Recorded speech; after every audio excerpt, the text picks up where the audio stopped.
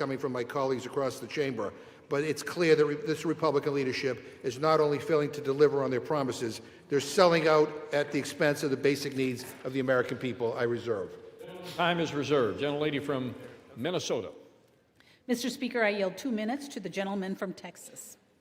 Gentleman from Texas, Mr. Roy, is recognized for 2 minutes. Thank the gentleman from Arkansas. I thank the gentlelady from Minnesota. And here we are on September 19th.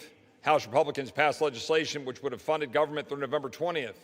Here we are on November 12th, and we are basically where we would have been had we just passed the bill that we passed in September. And what did we get for all of that? What happened over all these days? Well, my colleagues on the other side of the aisle were searching for a reason for voters to support them next November. They were searching for a cause. And we know this because there was intervening elections and a lot of rhetoric, but no result. We're here right now with Democrats having joined senators to send a bill over here to fund government through the end of January with 3 appropriations bills, which we worked through regular order, that keeps spending relatively flat, advances the priorities the American people sent us here to advance, to back up the president who is securing the border, which he was sent to Washington to do, to restore our military to focusing on defending this nation rather than advancing woke priorities, which the American people sent him here to do, for us to continue to work to grow and to build this economy after 4 years of being wrecked with reckless spending, but also abhorrent policies. The American people are now saying, what on earth were Democrats doing? And my Democrat colleagues' response is health care, because it's the only default position they have is the default to health care.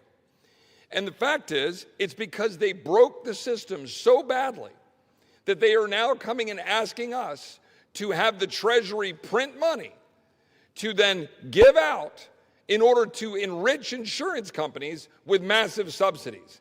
That's the actual fact. And the American people understand this. And they recognize that they don't want insurance companies to be enriched, but they want to be able to go get the doctor of their choice. The American people understand this, and so do we. And we're here to open the government, and we're here to stand up for doctors and patients instead of insurance companies and big regulators. I support this legislation. I know my Republican colleagues do. The question really is, will Democrats, or will they wish to perpetuate the shutting down of government to enrich insurance companies? I yield back. Expired. Gentleman from Massachusetts. Well, a couple of things, Mr. Speaker. I don't think we want to be lectured by somebody who, over the years, has been the king of government shutdowns and who worked for a United States senator that pushed for a government shutdown and to object to the Affordable Care Act. But by the way, I just want to make it clear to everybody: this is a Republican shutdown. They control the White House, they control the House, they control the Senate. You know, this government shut down because they don't want to negotiate. It's their way or the highway. This is a Republican shutdown. They own it. I now yield 1.5 minutes to the gentleman from Maryland, the distinguished ranking member of the Judiciary Committee, Mr. Raskin. Gentleman from Maryland is recognized for 1.5 minutes. And thank you, Mr. Speaker. Thank you, Mr. McGovern. This bill, which they now call imperfect, contains the single most corrupt provision for legislative self-dealing that anyone in this chamber today has ever voted on. It is such an egregiously corrupt act of legislator self-enrichment and plunder of the taxpayer that not only did every single House Democrat oppose it in the Rules Committee last night, but multiple Republicans were denouncing it, that is, before they were summoned into a side room and instructed to vote for it, which they all proceeded to do. Now they're telling us, vote for it today, and they'll repeal it, well, maybe next week, or maybe the week after that, or maybe before Christmas, they'll repeal it. I've got a solution for you. If you don't like this corrupt provision, don't vote for it today. That will work. This is a great bill. A great bill, that is, if you think 8 Republican U.S. senators should have a right to collect at least $1 million in a jackpot bonanza payoff from the taxpayers simply because they were subject to the exact same rules all other Americans were subject to and are subject to now.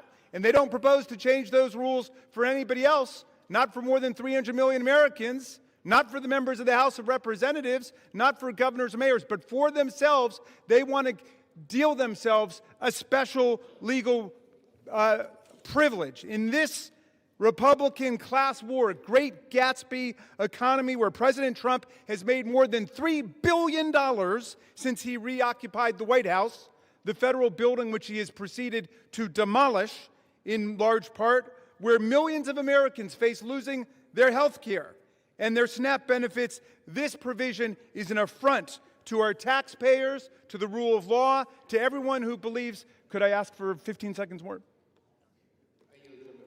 It is an affront to everyone who believes that we in public office must be the servants of the people, not the masters of the people who get special legal rights and privileges and multi-million-dollar payoffs. People who think that they have a right to better treatment than everybody else, like Ghislaine Maxwell in their prison camp where she gets room service, puppy time, and special gym privileges. Gentlelady from Minnesota. She reserves her time. Gentleman from Massachusetts. I yield 1 minute to the gentlewoman from Oregon, Ms. Bonamici. Gentlelady is recognized. Thank you, Mr. Speaker. I rise today in opposition to this continuing resolution. I will not support a bill that will continue the Republicans' assault on Americans and their pocketbooks. At a time when Oregonians and Americans are already struggling with rising costs, this bill locks in devastating cuts to health care and drives up the cost, in many cases significantly.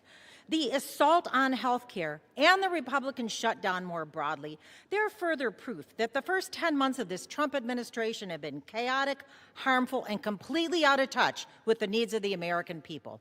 Donald Trump held an extravagant Great Gatsby party at Mar-a-Lago the night before SNAP benefits expired, while the administration and Republicans continue to ignore the needs of working families. That's not governing. They've abandoned their responsibility to bring down costs and grow the economy. And Mr. Speaker, this bill was already bad, but now they added this corrupt, get-rich-quick scheme to give hundreds of thousands of taxpayer dollars to Trump-aligned senators.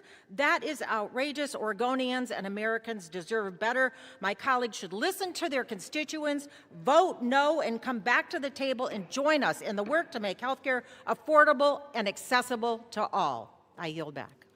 Gentlelady from Minnesota, with 14 and 1/2 minutes remaining. Thank you, Mr. Speaker. And Mr. Speaker, I yield 2 minutes to the gentleman from North Carolina. Gentleman from North Carolina is recognized for 2 minutes. Mr. Speaker, I rise today as we are in the process of ending the longest government shutdown in our nation's history, and to affirm that this Congress will get back to leading America into her next golden age.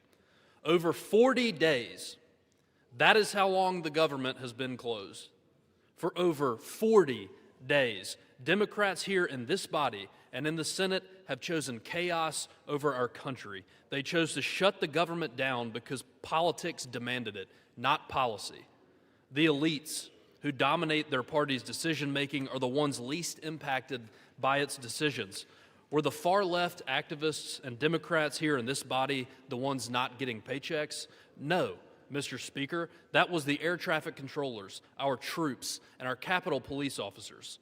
When these same people passed Obamacare, were they the ones impacted by the law, or was it the middle-class teacher in North Carolina who could no longer keep their doctor?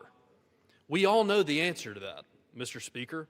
And across the nation, federal workers are working 2 and 3 jobs just to stay afloat. Also, Democrats could champion illegal aliens who exploit our compassion as they poison our communities with deadly fentanyl. That is not governing. That was extortion of the American taxpayer. But that ends today. Today, we are in the process of finally reopening the government, returning to the business of the people, and further implementing the mandate our constituents sent us here to deliver on. Democrats chose to have a month of political theater, but political shows don't do one thing to help make the cost of everyday items more affordable. It is time to govern and to focus on making America more affordable for the middle class. Mr. Speaker, I urge a yes vote on this rule, and with that, I'll yield back.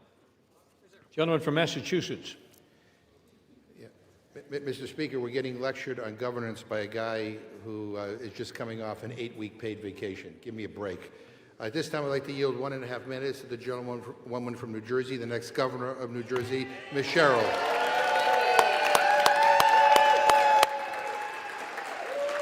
The gentlelady from New Jersey is recognized for 1.5 minutes. Mr. Speaker, I rise in opposition to a rule for a bill that does nothing to protect over 450,000 New Jerseyans who will see their health care premiums skyrocket. I took my first oath to the Constitution when I was 18 and went to the Naval Academy. It's an oath to serve, to run toward the fight. And so I ran for Congress after I saw Washington Republicans attacking the Affordable Care Act. I promised I would take on the status quo. I would fight the big fights, because that's what people expect of their leaders. That's what people deserve from their leaders. And I'm proud of the wins that I've delivered as your representative for New Jersey's 11th District. Capping the cost of insulin and prescription drugs for seniors, funding the Gateway Tunnel, the PACT Act for veterans, flood mitigation projects, delivering for Picatinny Arsenal. You have trusted me, New Jersey, and last week you placed your trust in me again, electing me your 57th governor. So I ran on a similar promise, to take on anyone and stop at nothing to lower cost and build opportunity for everyone. This will be my last speech in this chamber. I intend to submit my resignation next week and turn to protecting all of New Jersey. So my parting message to Jersey is, thank you. To my staff, thank you for your dedication to serving the 11th District of New Jersey. To my colleagues, do not let this body become a ceremonial red stamp from an administration that takes food away from children Gentlelady and will rips suspend. away health care. Still 30 seconds. Gentlelady's given another 30 seconds. That rips health care away from people and takes food away from children. To the country, stand strong. As we say in the Navy, don't give up the ship. Thank you, and I yield back.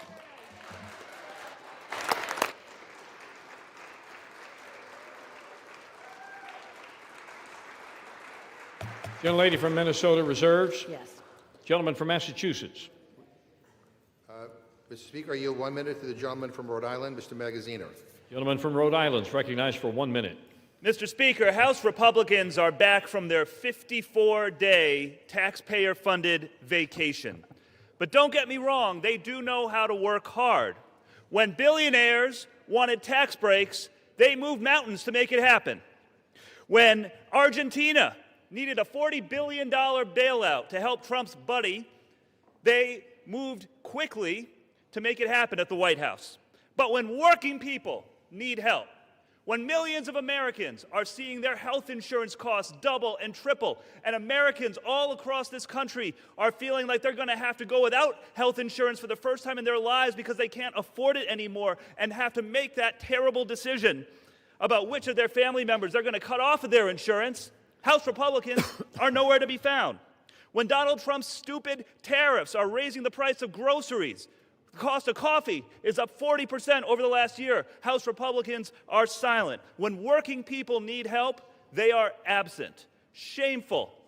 So they will work when billionaires need tax cuts, when Argentina needs a bailout, but when working people need relief, they go on a taxpayer-funded vacation. Shameful, Mr. Speaker. Vote no on this budget. Do not cut the health care of the American people, and I yield back. Gentlelady from Minnesota.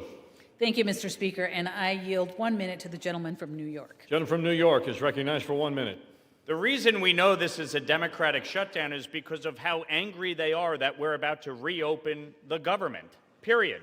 That's all you need to know. In 2023, Jerry Nadler said shutdown is really an extremist policy designed to appeal to an extremist base and hold the whole country hostage.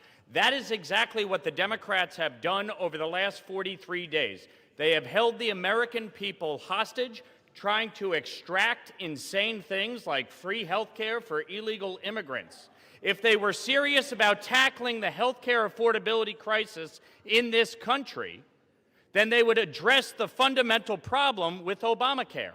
Since Obamacare took effect, health care premiums have risen by 96%, and on the open market by 114%. When I asked Leader Jeffries to sign on to the 1-year extension of the premium tax credit, He refused. He stuttered, he stammered, he couldn't answer a single question because this shutdown was never about health care. It was always about appeasing a far-left radical base. Chuck Schumer said, every day gets better for us. Catherine Clark said, of course people will suffer. We want to use embarrassment to this country. You should all be ashamed of yourselves for inflicting this pain on the American people, taking away food stamps from 42 million Americans, defunding WIC, not paying our troops, our federal employees, our air traffic controllers. It's a disgrace, and you should all hang your heads in shame. Vote yes to pass the bill and reopen the government. All right. Let me remind my colleagues. Yeah. I fully recognize that there's a lot of pent-up anxiety and emotions have been elevated somewhat, but please, in the interest of the decorum of this House, to direct your comments to the chair and do not engage in personalities toward the Senate, toward the President, and others. Gentleman from Massachusetts with 14 and 1/2 minutes remaining. Yeah. Well, Mr. Speaker, let me just say the gentleman from New York sounds as extreme as his voting record. And I'd like to say to the gentleman who just spoke, by supporting this bill, he's betraying 7,000 constituents in his district who rely on the ACA to afford their health care. Boy, I'm glad he's not my representative. At this time, I'd like to yield 1 minute to the gentleman from New York, Mr. Kennedy. Gentleman from New York is recognized for 1 minute. Mr. Speaker, as the representative of Western New York, where so many people in my community, like others across the country, are already struggling to afford health care, I urge my colleagues to reject this disgraceful bill. As an occupational therapist, I know exactly who these cuts will hurt. I've heard from so many who are desperate for a lifeline, like Iris, a mom in Buffalo who's worried about how she'll keep her kids' health insurance, or Andy, a nursing home resident in Tonawanda who relies on Medicaid to get the services he needs, or the kids at Bourne Hava, a special needs school where I provided therapy, who depend on early intervention services. Donald Trump and congressional Republicans began their assault on the people of our country in the big ugly bill. This bill further devastates health care and leaves millions of Americans to pray they don't get sick. Shame on anyone who goes along with it. This country deserves better. I'll be voting no, and I urge all of my colleagues to do the same. I yield back. Gentlelady from Minnesota. Reserve. Reserves. Gentleman from Massachusetts. Mr. Speaker, some big news, some breaking news in the last hour. I'm proud to say that our newest colleague, Representative Adelita Grijalva, just became the 218th signature on the Massey-Kanner discharge petition to compel the release of the Epstein files. And to all my Republican colleagues who refuse to sign on, time is up. You need to figure out where you stand on this because you're about to go on record. Is your loyalty to Trump more important than going after pedophiles? Because make no mistake, these files will come out. It is no longer a question of if, only when, and whether the White House chooses to stand with the survivors or throw them under the bus. And at this time, Mr. Speaker, I'd like to yield 1 minute to the gentlewoman from Oregon, Ms. Dexter. Gentlelady from Oregon is recognized for 1 minute. Thank you, Mr. Speaker.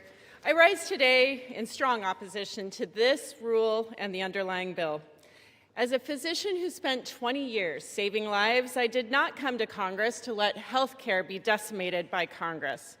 I came to fight for my constituents who deserve to be able to see a doctor they trust, afford their medication, and keep their families healthy. If House Republicans let the ACA tax credits expire, they are complicit in forcing Oregonians to make impossible choices, like whether to keep their insurance or put food on the table. As a physician, I know what comes next. People go without. They go uninsured, they delay care, and they skip refills. They get sicker, and sometimes they end up in medical debt that is devastating. The cost of living is already too damn high. Republicans are committed to cutting your care. They patently rejected amendments to protect Americans, ignoring millions of American families who are desperate for relief. I will be an absolute no on the rule and the underlying bill, and I refuse to give up on ensuring affordable health care for all. Thank you, Mr. Speaker. I yield back. Gentlelady from Minnesota. Mr. Speaker, I just wanted to say just really quickly, the ranking member mentioned the discharge petition, and he's very proud that it has 218 signatures. But not that long ago, today, we had a UC that would have moved that along, would have moved that resolution along over to the Senate, and I believe the Democrats objected to it. So it seems more like a political stunt than it does that they actually wanted to have that resolution moved along, because if they had not objected, it would have gone on its way and they would have accomplished what they wanted to do. So I don't see their real desire to have the resolution passed. I see it more of, like I said, a political stunt. And it certainly is actually a moot point, given that oversight is already releasing many of those files. As a matter of fact, I believe they've done tens of thousands of them, but I believe this morning they did another 20,000 files. So they are being released, and this all seems for naught. But with that, Mr. Speaker, I would like to yield 1 minute to the gentleman from California. Gentleman from California is recognized for 1 minute. Mr. Speaker, Jimmy Fallon offered Democrats this pro tip. If you're going to call it the Republican shutdown, you're not supposed to get mad that it's ending. Anyone who remembers their schoolhouse rock knows that once the House originates an appropriation, the Senate must either amend it or pass it. Now, the House did its job on September the 19th with a simple appropriation that made no policy changes. It merely kept the government operating at current levels while we finished debating priorities. Democrats deliberately blocked the Senate from acting, demanding $1.5 trillion of new spending as a ransom. Finally, thank God, 8 of them put country ahead of party and voted to end this madness. Now, hearing the bitter recriminations from our leftist colleagues, it seems unlikely we'll see much bipartisanship today. But with or without them, we will reopen the government tonight and get back to addressing the challenges that confront our country. I yield back. Gentleman from Massachusetts with 11 minutes remaining on his side, 9 minutes on the majority side. Yeah, Mr. Speaker, I'm surprised that the gentlelady brought up the UC request, but I'm glad she did, because I want the record to be clear. I didn't hear any objection on the floor. The Republican chair basically ruled it as an improper UC request, and so that is why it didn't move forward. And but I do know this, because I'm on the Rules Committee. And I do know the gentlelady time and time again voted against releasing the Epstein files. And I know my Republican friends are hoping that they don't have to go on record because they don't want to get Trump upset at them. But the bottom line is every single Republican will go on record, and you will have to make clear whether you're on the side of a pedophile or whether you're on the side of the victims. The gentleman from Massachusetts is reminded to direct his comments to the chair, please. Thank you, You may Mr. continue. You yield 1 minute to the gentlewoman from Washington, Ms. Jayapal. Gentlelady from Washington is recognized for 1 minute. Mr. Speaker, I rise to oppose this bill that allows health insurance premiums for 22 million American families to skyrocket and raises health care costs for everyone. Trump and his Republican cult of followers in Congress have unleashed shameful crisis of cruelty and corruption on the American people. First, they slashed Medicaid by $1 trillion, kicked 15 million Americans off of health care, set up the playboard for rural hospitals to shutter, all so that you could give $7 trillion in permanent tax breaks to their billionaire buddies. Then they refused to negotiate with Democrats to extend the Affordable Care Act tax credits so that 22 million Americans wouldn't have to choose between health care and rent. And when we refused to go along with that, they caused this 45-day Republican shutdown, illegally refused to pay SNAP benefits for the hungry, and illegally canceled flights, throwing the country into chaos. Trump and Republicans want to make you poorer and sicker. While Trump builds his gilded ballrooms, protects pedophiles, pardons those who buy his meme coins, and lets Americans starve. Shame on you. I'm a hell no on this bill. Gentlelady from Minnesota. Mr. Speaker, I yield 2 minutes to the gentleman from Tennessee. Gentleman from Tennessee is recognized for 2 minutes. Mr. Speaker, I rise today to oppose the Senate's provision that allows senators to make financial gain off illegal government surveillance. 3 things can be true at once, Mr. Speaker. The first truth is this: the shutdown has to end.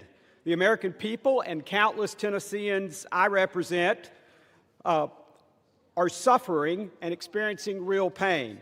This record-breaking Schumer Democratic shutdown was completely avoidable, and it was completely carried out for political purposes. The second truth is that the last administration, led by Joe Biden and his auto pen, unfairly surveilled conservatives and conservative members of Congress. That included sitting United States senators. Yet, Mr. Speaker, the third thing I would note is that the American taxpayer has suffered enough because of the last administration. No one in this body should support allowing senators to sue and collect from taxpayers because the FBI went rogue under President Biden. But don't get me wrong, the overreach is more than troubling. It's unfathomable that the Department of Justice was weaponized in this way. I fully support holding those radical agents accountable and the ongoing investigations into their misdeeds. Yet no elected official should profit from the political calculation of left-wing bureaucrats and judges.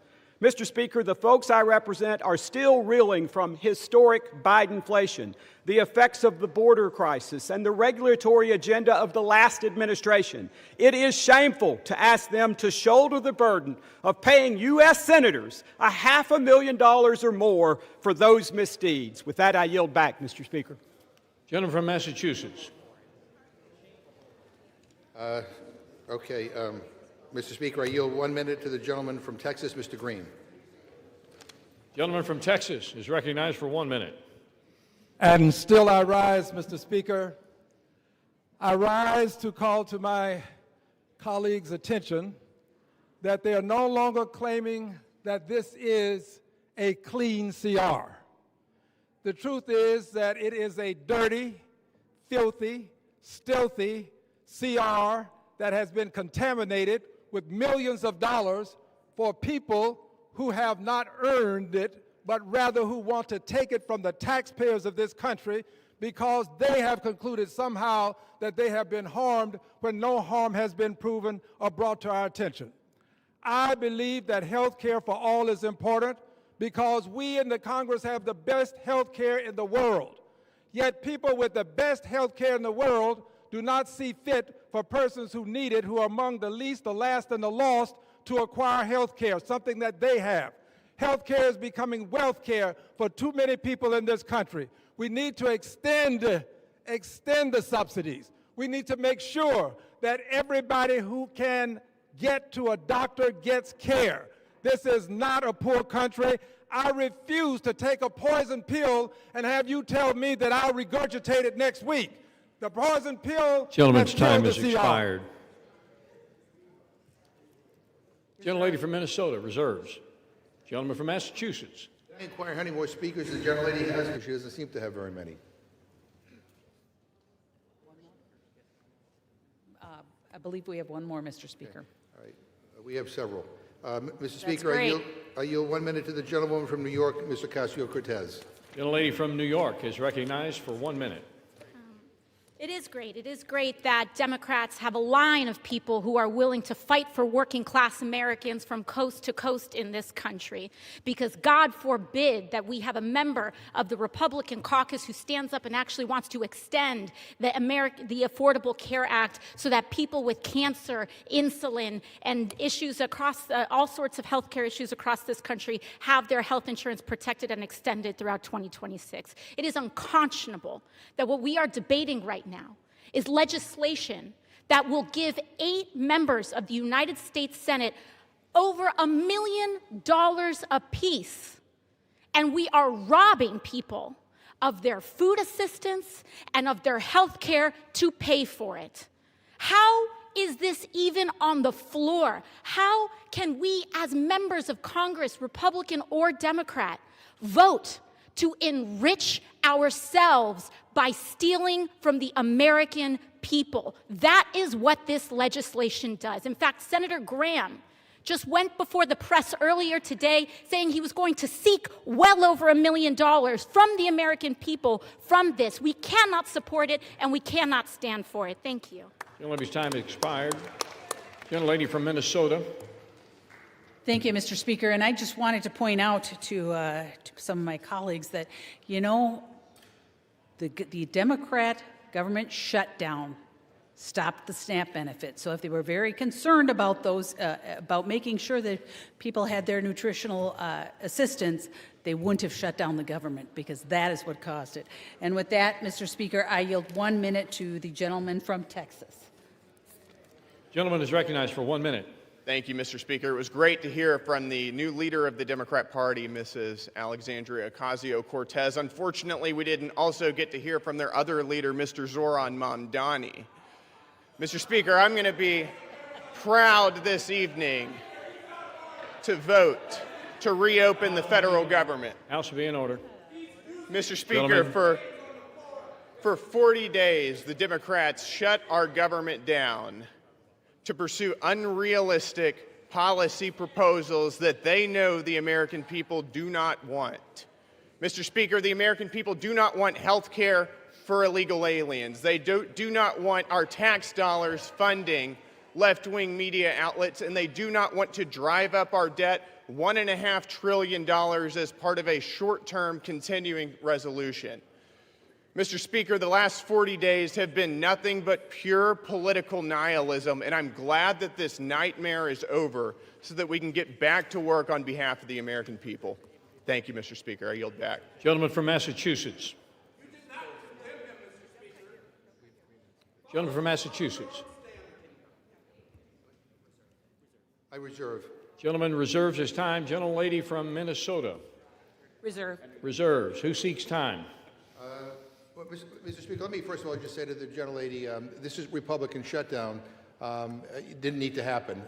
All you need to do is extend the ACA tax credit so that people wouldn't get screwed on their health insurance bills. But I also point out to her that the President of the United States illegally withheld SNAP benefits. And two federal judges, basically two court orders, backed us up on that. And he's the first president ever in history to actually shut off food benefits to people during a shutdown. Shame on him. I now yield 1 minute to the gentleman from California, Mr. Khanna. Gentleman from California is recognized for 1 minute. Thank you, Mr. Speaker. Mr. Speaker, our country is at a moral crossroads. Just today, it comes out that billionaires are worth $8 trillion, more than 50% of Americans combined. And what does the president do? He decides he doesn't have the money for the American people. He's going to starve the American people to give $40 billion to the corrupt libertarian leader in Argentina. $9 billion would have fed the American people. How is that America first?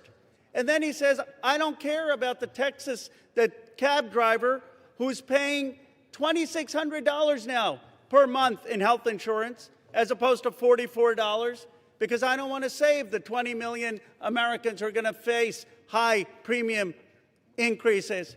How is that America first?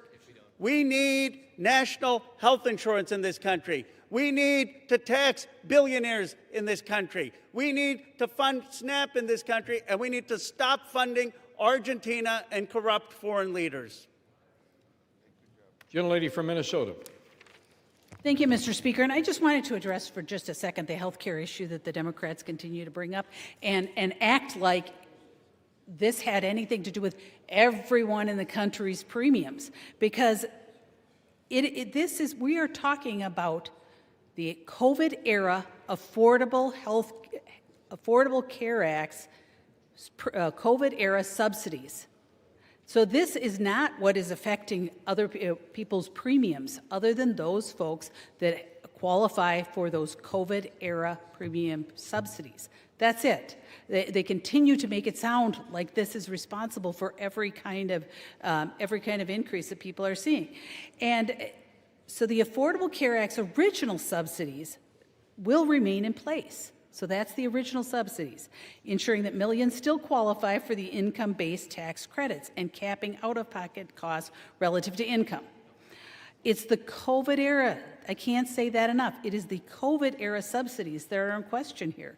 Premium increases are actually driven by multiple factors, including medical inflation, provider consolidation, and rising drug costs. But to actually reduce premiums, that's what we must address. And we must have comprehensive discussions about that, not just political theater and sound bites. We have to actually sit down and have those discussions, and that's what getting the government back open will do. I reserve. Gentlelady reserves her time. Gentleman from Massachusetts. Mr. Speaker, the ACA polls at 65%. Donald Trump is at 37%. I now yield 1 minute to the gentlewoman from Massachusetts, Ms. Presley. Gentlelady from Massachusetts is recognized for 1 minute.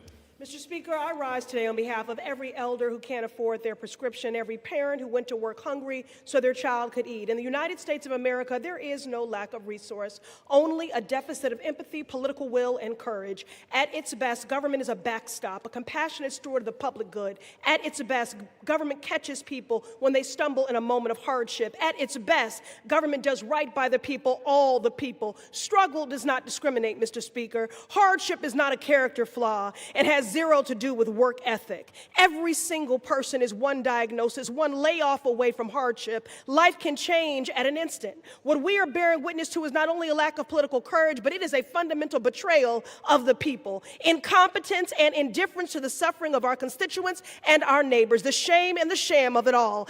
Any member of Congress who would vote to deny a child a meal or medication, it is child abuse and neglect. I ought to file a 51A on you for that. Every person in this chamber, every person in our country has lost a loved one to cancer, and yet you would vote to deny people life-saving cancer treatment and research. Republicans control the House, the Senate, and the White House, and with the majority, you have chosen to enact harm to make people hungrier, poorer, sicker, and less safe. The shame and the shame of it all. You, the people, deserve better. We, the people, deserve better, and I won't stop fighting until you get it.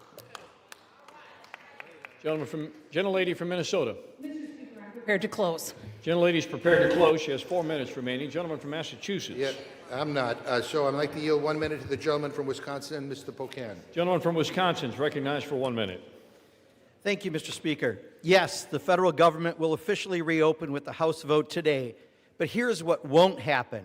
We won't protect the 22 million people paying more for the Affordable Care Act, or the 15 million people losing their health care outright due to Republican actions in the big ugly law. Nor will we stop the health care rate increases for everyone in this country.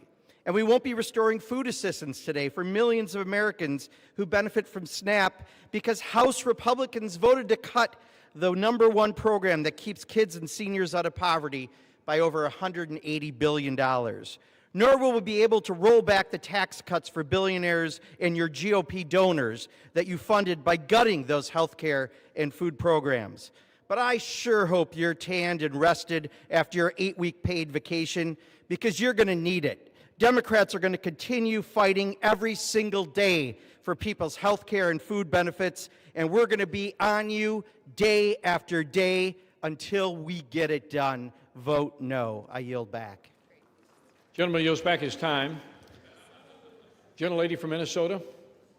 I'm prepared to close, Mr. Speaker. Gentleman from Massachusetts. I'm not quite yet, so I yield 1 minute to the gentleman from Maryland, Mr. Olszewski. Gentleman from Maryland is recognized for 1 minute. Mr. Speaker, this funding deal is why Americans have lost faith in Congress. It does absolutely nothing to address the crushing cost of health care and what amounts to a massive tax hike on working families. It does absolutely nothing to stop President Trump from canceling the very funding we would provide, something he's already done again and again. But here's what it does. It allows senators to write themselves, and only themselves, million-dollar checks because their phone records were legally subpoenaed, checks paid for by American taxpayers. It's corruption at a whole new level. With bribery and insider trading, someone breaks the law. Here, Congress is writing a law that protects and funds corruption. It's brazen and disgusting in an effort to legalize corruption. And anyone who votes for this CR is complicit in that corruption. If government still belongs to the people and not the powerful, we must reject this self-serving scam. I yield. Gentleman yields back his time. Gentlelady from Minnesota is still prepared to close. Gentleman from Massachusetts with 2.5 minutes remaining. So I'll close, Mr. Speaker, for our side. Mr. Speaker, I don't have enough time to rebut all the absurd claims made by the other side. Suddenly, they all have an opinion on health care, They had a decade to come up with a plan, and they came up with nothing. But I'm glad they finally acknowledged that this is a dirty Sierra that shovels millions of dollars into the pockets of Republican politicians. They hate this bill so much that they're all going to vote for it. They say that we shut the government down. Really? The last time I checked, Republicans are in charge around here. We heard for months about their mandate. They control the House, the Senate, and the White House. They have a duty to keep the government open, and they failed. They did not have the votes. They refused to negotiate with us because we wanted to help regular people instead of billionaires. And now they want to blame us for the consequences of their own actions? What the hell is wrong with them? Give me a frigging break. America is the richest country in the history of the world. We are blessed with an abundance of so much. There should not be an affordability crisis. Every single person in this country should be able to have a good job, a living wage, affordable food and health care, and have a shot at a better future. That's what I'm fighting for. That's what we're fighting for. That's how I want to make America great. That's the Democratic vision for what this country could be. And from a moral perspective, from a set of values, we believe it is immoral to have a system that gives so much to just a few billionaires while depriving so many of the basic things they need to live a good life. And it is clear to me after this debate that Republicans do not share those same values. And I'm going to fight like hell. We are going to fight like hell because I believe in America. We believe in America. And we believe that the hopes and the dreams of the American people will prevail. And with that, I yield back. Gentleman yields back his time. Gentlelady from Minnesota with 4 minutes remaining to close. Thank you, Mr. Speaker. And as we wrap up this debate, I want to take a moment to cut through the noise from our colleagues, from our colleagues on the left. Instead of focusing on the legislation before us, they're resorting to fear tactics and tossing out false claims about what this shutdown is really about. The CR would have kept the government open to continue and finish the appropriations process. And yet, Democrats refused and instead, my colleague, Democrat Wick Clark said, of course there will be families that are going to suffer, but it is one of the few leverage times we have. So if that's the values they're talking about, I don't share those values. I won't make the American people suffer, whether it be their SNAP payments, whether it be keeping air traffic controllers paid, whether it's paying our troops. Making the American people suffer is not the values that I share. And for the record, Republicans did not cause this shutdown, and we've not been on vacation. I've been splitting my time between D.C. and the district, as I mentioned before, meeting with constituents in both, meeting with federal agencies, hosting a teletown hall, and I know how hard my Republican colleagues have been working for their constituents and the American people. It was the Democrats who shut down, and they refused to critical services. And now it's the Democrats who continue to shift the blame. Now, getting back to the issue at hand, let's talk about what this bill actually does. H.R. 5371 restores the funding for SNAP and WIC. It reimburses the contingency reserves to make sure that programs remain stable and reliable. Actually, President Trump moved $300 million of tariff revenue to fund WIC during the shutdown. Republicans are the ones protecting food security and not playing games with it. This bill also delivers for our farmers and ranchers and for rural development and invests in the community that feed this country and keep the economy strong. It supports our troops and federal workers. It ensures our service members and their families have the support they need, and it honors the promises we have made to those who have served. And yes, it reopens the government, restores stability, and resumes regular order. So let's be honest about what a yes vote means. A yes vote is a vote for veterans care. A yes vote is a vote for SNAP and WIC. A yes vote is a vote for $700,000 a fire engine in Ranking Member McGovern's district, and $1 million for the Navajo Nation Community Development Division in Representative Ledger Fernandez's district. A yes vote is for farmers. A yes vote is for troops, for our troops, and for federal workers. And yes, it is for reopening the government. And a no vote? Well, that's a vote against all of that, including the development of a wastewater treatment facility in Mr. Negus's district, and $1.5 million in watershed conservation in Representative Clark's district. It's a vote against federal workers. It's a vote against health care. It's a vote against feeding hungry children. And it's a vote against common sense. Mr. Speaker, with that, I yield back the balance of my time, and I move the previous question. Question is on ordering the previous question on the resolution. Those in favor say aye. Those opposed, no. Opinion of the chair, the ayes have it. Mr. Speaker, Gentleman from Massachusetts. Hearing aid, I think. I asked for the yeas and nays. Yeas and nays are requested. Those favoring a vote by the yeas and nays will rise. Sufficient number having risen, the yeas and nays are ordered. Members will record their votes by electronic device. Pursuant to Clause 9 of Rule 20, the chair will reduce to 5 minutes the minimum time for any electronic vote on the question of adoption of the resolution.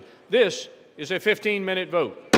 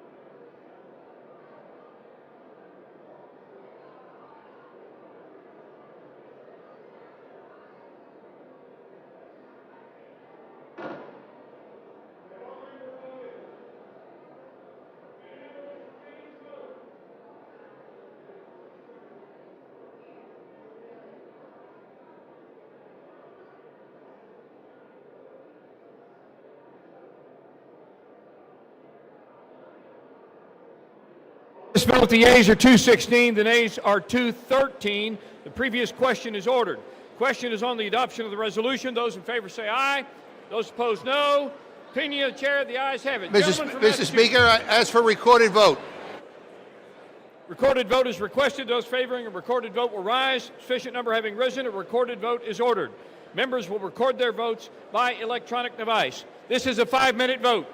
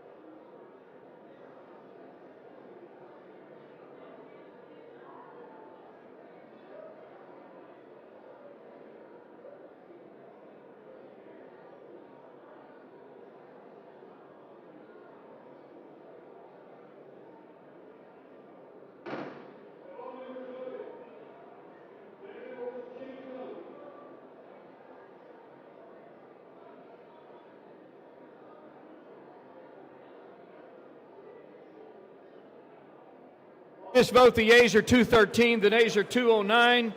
The resolution is adopted. Without objection, a motion to reconsider is laid on the table.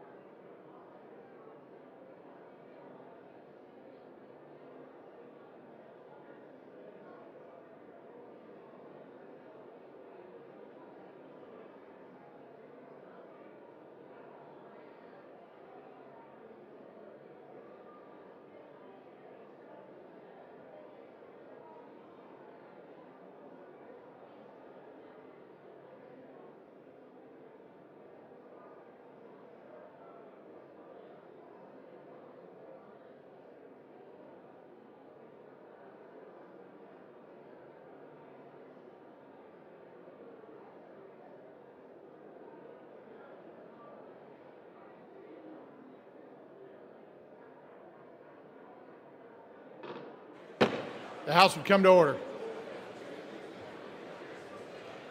For what purpose does the gentlelady from Washington seek recognition? The House will be in order. For what purpose does the gentlelady from Washington seek recognition? Mr. Speaker, pursuant to Clause 2A1 of Rule 9, I seek recognition to give notice of my intent to raise a question of the privileges of the House. The form of the resolution is as follows. Whereas on October 27, 2025, Representative Chuy Garcia filed nominating petitions to be on the Democratic primary ballot in March 2026. Whereas on November 5th, 2025, on the last day of filing, Representative Garcia's Chief of Staff, Patty Garcia, submitted her own paperwork to enter the Democratic primary. Whereas on November 6th, after the filing deadline, Representative Garcia confirmed that he would not be seeking another term in 2026 and would be withdrawing his nominating petitions. Whereas Representative Garcia's Chief of Staff was the only Democrat who filed to run in the primary at the direction of Representative Garcia, undermining the process of a free and fair election. Whereas Representative Garcia's actions are beneath the dignity of his office and incompatible with the spirit of the Constitution. Now, therefore, be it resolved that the House of Representatives disapproves of the behavior of the representative from Illinois, Mr. Garcia. Under Rule 9, a resolution offered from the floor by a member other than the majority leader or the minority leader as a question of the privileges of the House has immediate precedence only at a time designated by the chair within 2 legislative days after the resolution is properly noticed. Pending that designation, the form of the resolution noticed by the gentlelady from Washington will appear in the record at this point. The chair will not at this point determine whether the resolution constitutes a question of privilege. That determination will be made at a time designated for consideration of the resolution.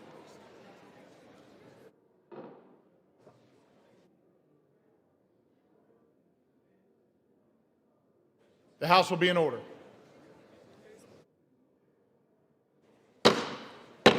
Members are instructed to clear the well.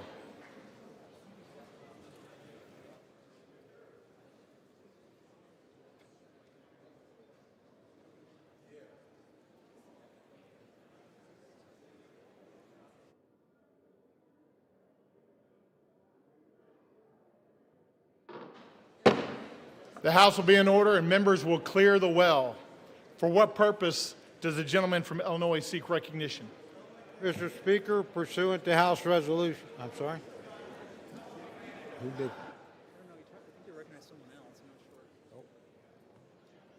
Will the gentleman repeat his request at a microphone? Will the gentleman find a microphone and repeat his request? Mr. Speaker, I would like to ask unanimous consent to address the body, the will. Not recognized for that purpose. Thank you, Mr. Speaker. I'd like to thank Recognized. I'd like to thank the Honorable, hello? The House will be in order. The well will be cleared. All members will clear the well. For what purpose does the gentleman from Oklahoma seek recognition? Up the bill H.R. 5371, the Continuing Appropriations, Agriculture, Legislative Branch, Military Construction, and Veterans Affairs and Extension Act of 2026, with the Senate amendment thereto, and I have a motion at the desk. The clerk will report the title of the bill, designate the Senate amendment, and designate the motion. H.R. 5371, an act making continuing appropriations and extensions for fiscal year 2026 and for other purposes. Senate amendment. Mr. Cole of Oklahoma moves that the House concur in the Senate amendment to H.R. 5371. Pursuant to House Resolution 873, the motion shall be debatable for 1 hour, equally divided and controlled by the chair and ranking minority member of the Committee on Appropriations or their respective designees. The gentleman from Oklahoma, Mr. Cole, and the gentlelady from Connecticut, Ms. DeLauro, each will control 30 minutes. The chair now recognizes the gentleman from Oklahoma. The House will be in order. The gentleman is recognized. Thank you, Mr. Speaker. Mr. Speaker, I ask unanimous consent that all members have 5 legislative days to revise and extend their remarks and include extraneous material on the measure under consideration.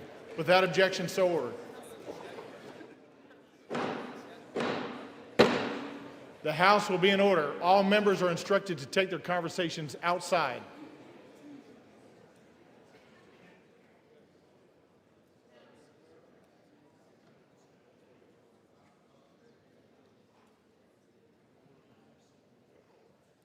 The gentleman from Oklahoma is recognized. Thank you, Mr. Speaker. Mr. Speaker, I yield myself such time as I may consume. The gentleman is recognized. Thank you. I rise today in support of the Continuing Appropriations, Agriculture, Legislative Branch, Military Construction and Veterans Affairs, and Extension Act of 2026.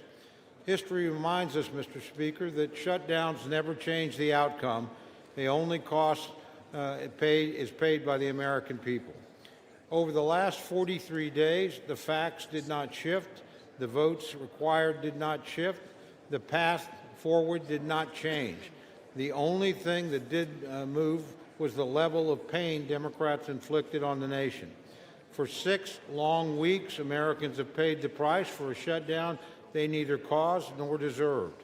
The pain has been all too real for far too many Americans, including families struggling without paychecks, seniors on the brink of hunger and food assistance lapse, airports in chaos, the communities bracing as programs that they rely on were stalled or stopped altogether.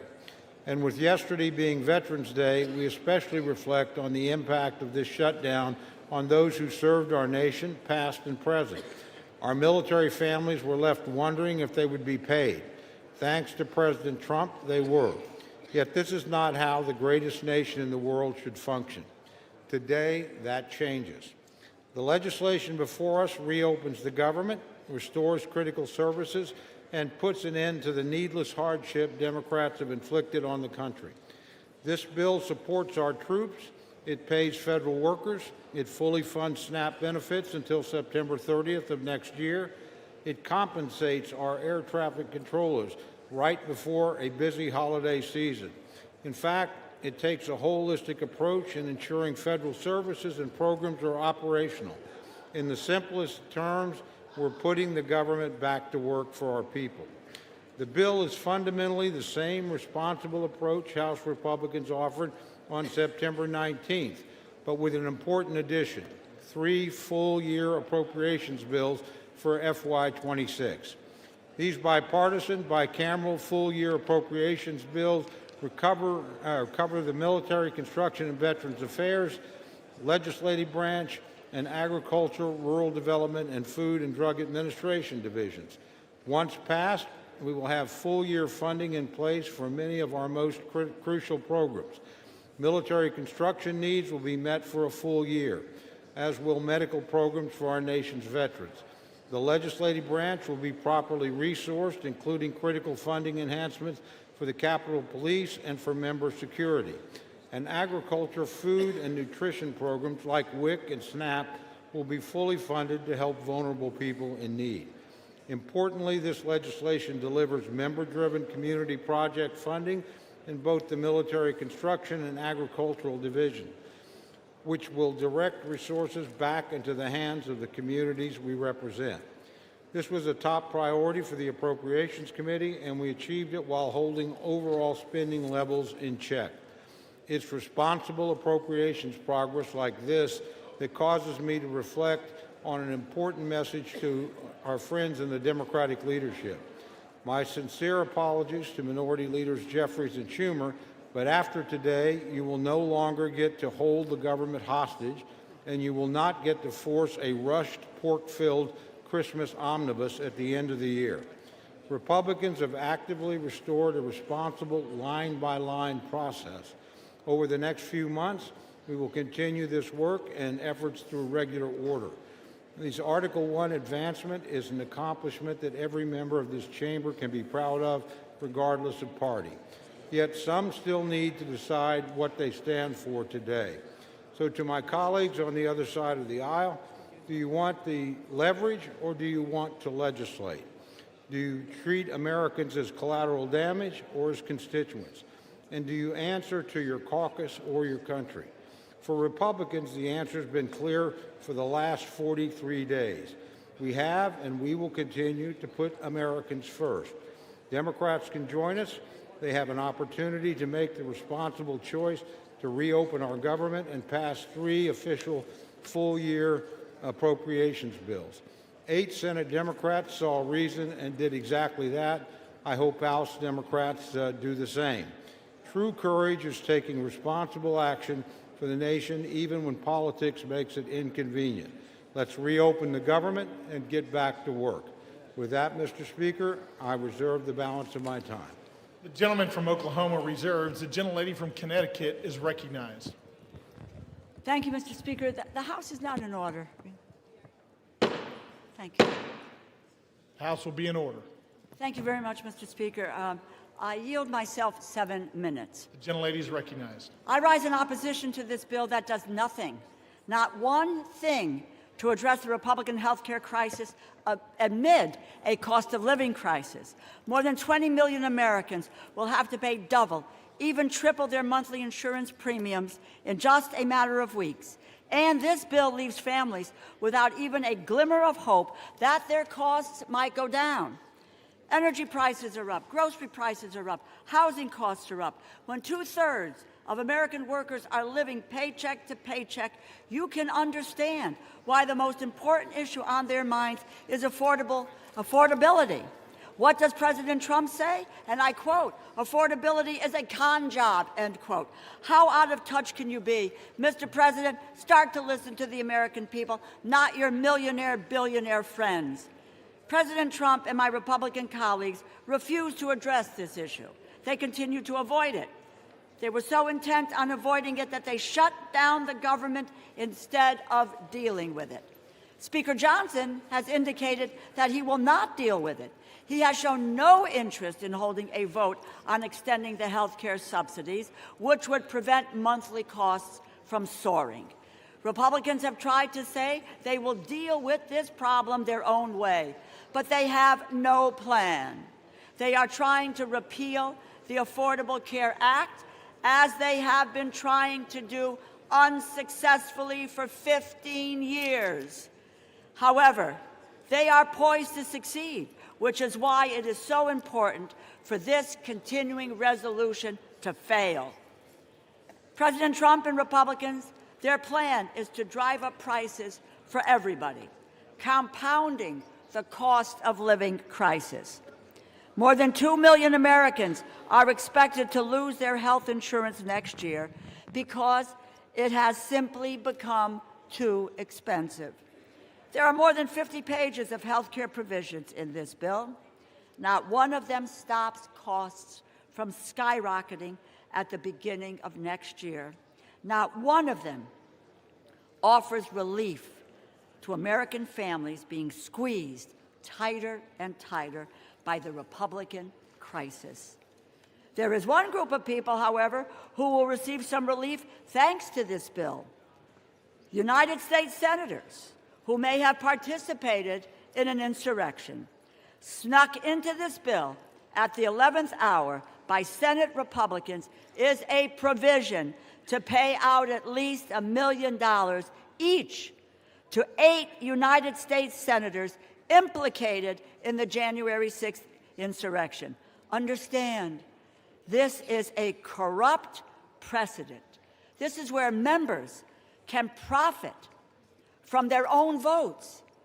It's the fleecing of the American people, which they get and understand. At the same time, this bill excludes a provision that will order a plaque to be hung that honors the police officers who put their lives on the line to defend our democracy from that same insurrection. What a contrast. It is yet another instance of this administration's shameless corruption that is financially ruining American families. While there is $230 million for the president to pay himself from the Department of Justice, $8 million for some of his closest Senate allies, $200 million for a pair of private jets for the Department of Homeland Security Secretary, $40 billion to Argentina, the American people are left with nothing but higher costs. This bill also fails to fully cover the Toxic Exposure Fund, which was created to support veterans exposed to burn pits and Agent Orange. We made a promise to stand by the men and women who served our country in uniform. This bill does not live up to that promise.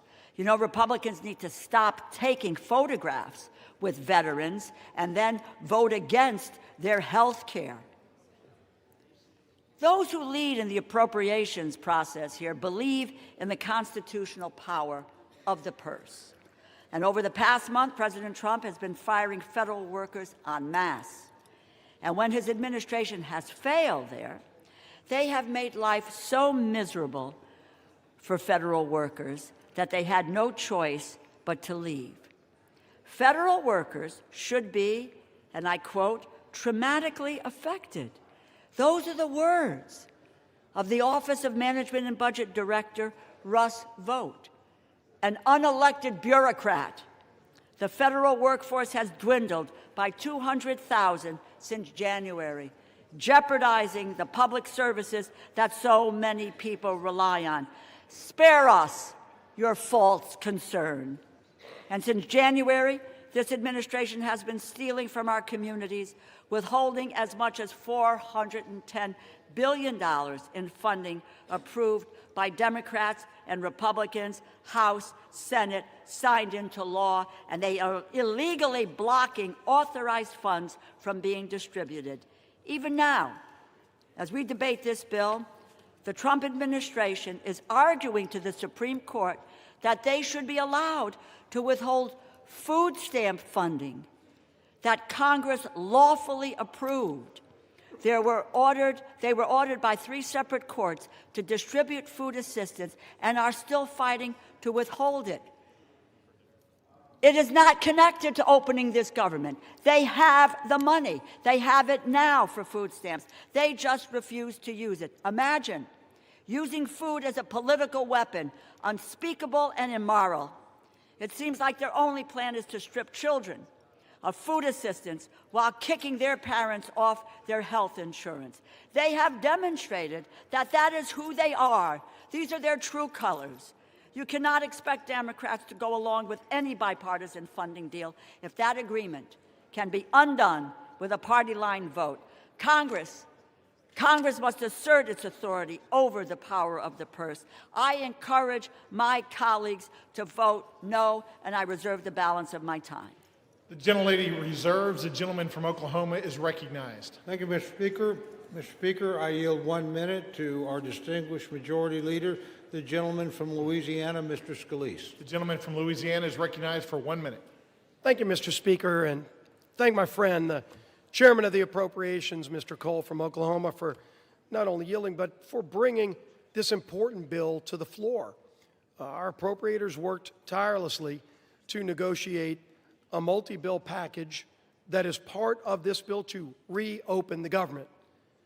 And we never should have been here, Mr. Speaker. We tried as Republicans over a month ago to prevent a government shutdown. We had a vote here on the House floor. 99% of Republicans voted to keep the government open, and 99% of Democrats voted to shut it down. And then that bill went over to the Senate, and we watched for 42 days, where time and time again, Democrats, just to appease their most radical base, continued to vote in unison to shut the government down. And during that shutdown, we saw millions of families experience pain, Mr. Speaker, pain and suffering that Democrats themselves acknowledged that they imposed on the American people. But they said over and over again, we have quote after quote from Democrats during the shutdown, that they needed to impose the suffering to get leverage, Mr. Speaker, to use the American people as pawns to get leverage. For what? For what? They ultimately filed an alternative bill, $1.5 trillion mad spending spree that included things like $200 billion of taxpayer funding for illegals to get taxpayer benefits, while they gutted the $50 billion rural health care fund that we put in place in the Working Families Tax Cut.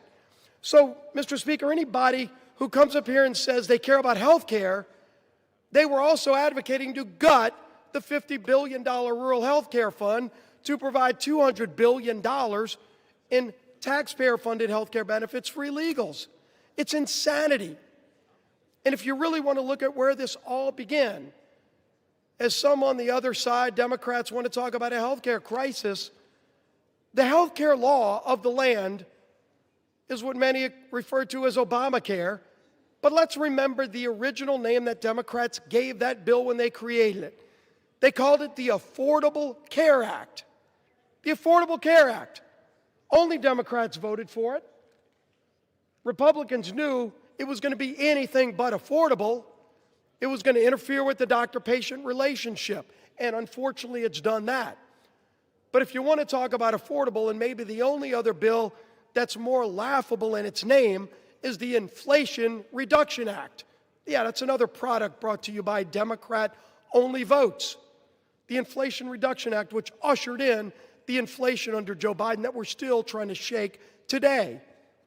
But the Affordable Care Act, Mr. Speaker, since it started, Americans have seen over 80% increases in their health care costs because of a Democrat-created bill that they want to now blame on Republicans. I understand why they would want to try to now pawn that off on somebody else. But then if you look over time during COVID, they created a temporary relief fund, not to individuals, Mr. Speaker, but to insurance companies. Democrats created a temporary, they called it temporary in the law, temporary COVID relief tax credit to insurance companies to bail out big insurance companies who are seeing record profits, and that's now what they want Republicans to renew. A insurance company bailout that Democrats created to be temporary. They set it up to expire. And now they're saying that the world's going to end if that insurance company bailout doesn't get renewed. While at the same time, when we as Republicans worked to actually lower premiums for families, they fought it every step of the way. That's right. We had a bill that we passed through this House just a few months ago in the Working Families Tax Credit.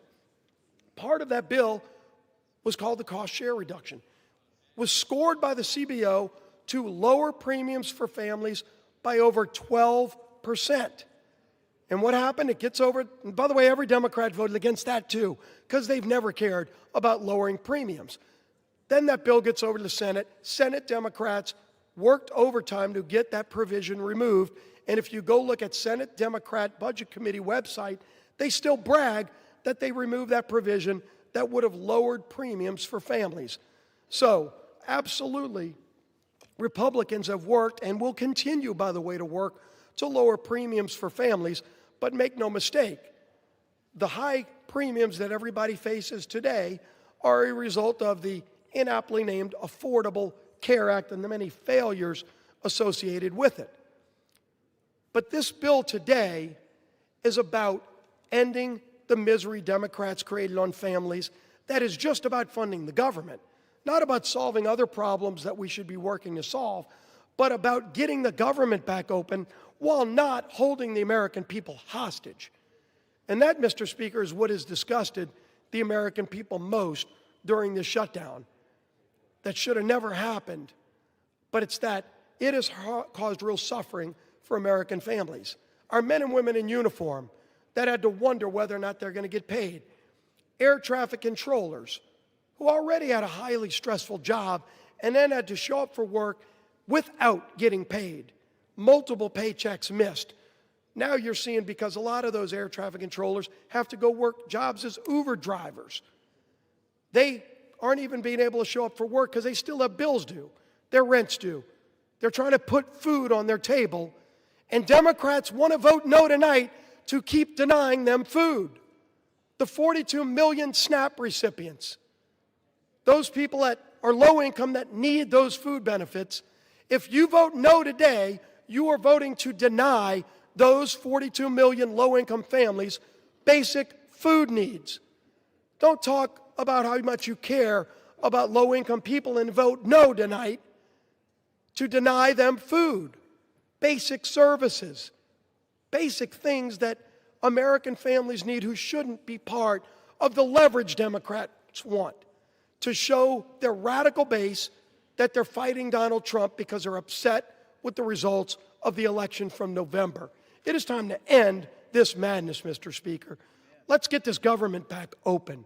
Let's go negotiate our differences, which are many, but let's do it while not continuing to hold the American people hostage. I urge my Democrat colleagues who have voted relentlessly to shut this government down and to impose this suffering on the American people to stop. Stop imposing the suffering. Let's open the government. Let's get back to the work of the American people. I yield back the balance of my time. The gentleman from Louisiana yields back. Does the gentleman from Oklahoma reserve? I do, Mr. Speaker. The gentleman reserves. The gentlelady from Connecticut is recognized. I remind the majority leader that a 60-year-old couple earning $82,800 per year, annual premiums will rise by over $17,000, a 255% increase. It now gives me great pleasure to yield 3 minutes to the gentleman from Georgia, the distinguished ranking member of the Agricultural and Rural Development Subcommittee, Mr. Bishop. The gentleman from Georgia is recognized for 3 minutes. Thank you, Ranking Member DeLauro. As ranking member of the Agriculture, Rural Development, and FDA Subcommittee, I rise to oppose this bill. Though it does represent, for the most part, solid bipartisan work to provide investments in agriculture in rural America, I am disappointed that the rest of it falls far short of the needs of most Americans. Healthcare providers and patients are frustrated and frightened by the imminent skyrocketing of healthcare costs caused by the loss of the ACA tax credits and cuts to Medicaid, Medicare, and life-saving biomedical research. My constituent, Angela Holmes, is unable to walk without debilitating pain. She's worried that without tax credits, she won't be able to afford health insurance to complete the multiple back surgeries she needs. For many Georgians, health care is a matter of life and death. Our Republican colleagues could have corrected this in the Rules Committee, but they rejected an amendment last night that would have lowered health premium costs. To me, that's unconscionable. So are the administration's actions during the shutdown. As a Christian, I'm outraged that USDA used the shutdown to illegally withhold SNAP from 42 million Americans. USDA had the chance to do the right thing and use designated contingency funds, but rejected it. And when ordered to do so by the courts, they fought all the way to the Supreme Court to keep hungry families from receiving food.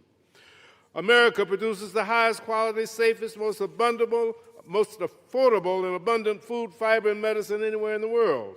To that end, this bill provides many welcome investments.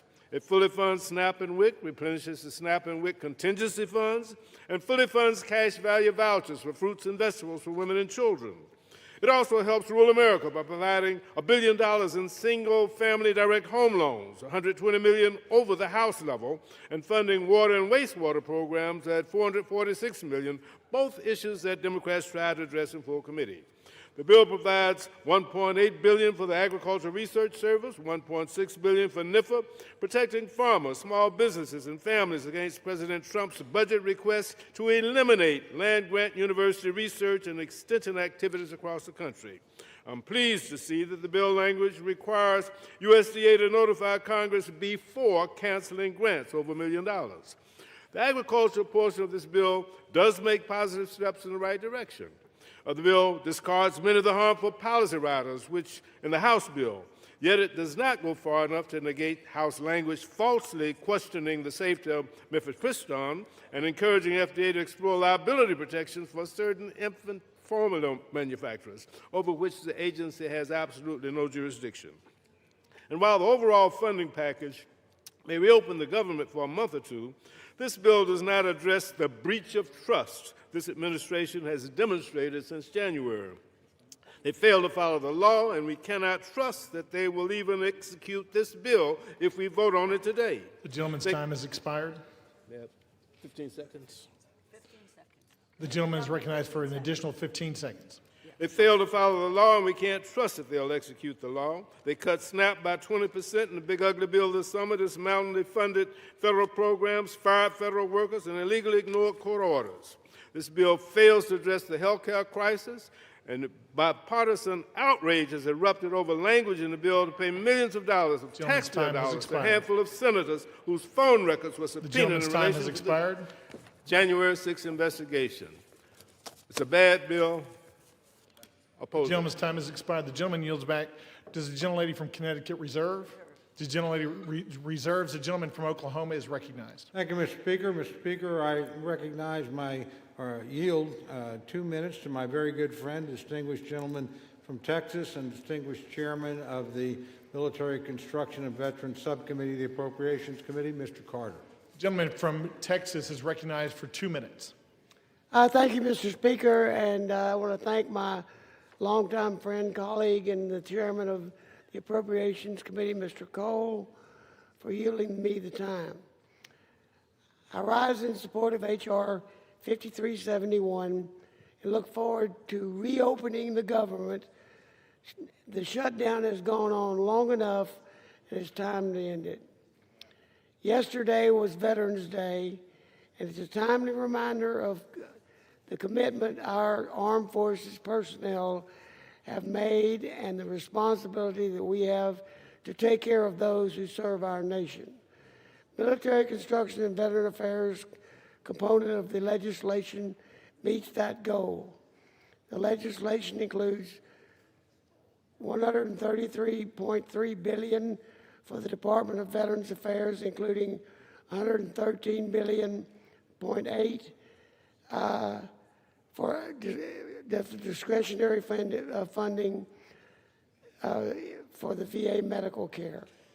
It includes critical funding for Medicare, medical health services, telehealth services, veterans homelessness programs, medical research programs, and rural health initiatives.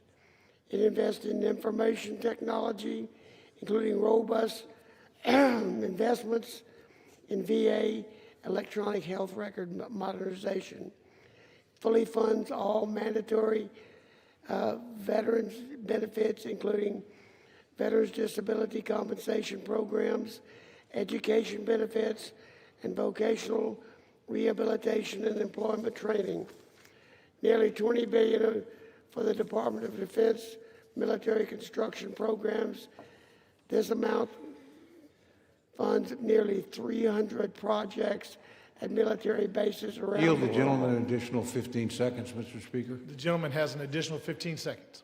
It includes $3 billion to improve and maintain housing for service members, provides requested resources for the American Battle Monuments, Armed Forces Retirement Home, and operations of Arlington Cemetery. I want to thank Mr. Cole for his endless work to get us to this point. The gentleman's And I time urge has my expired. colleagues to join me in supporting the bill.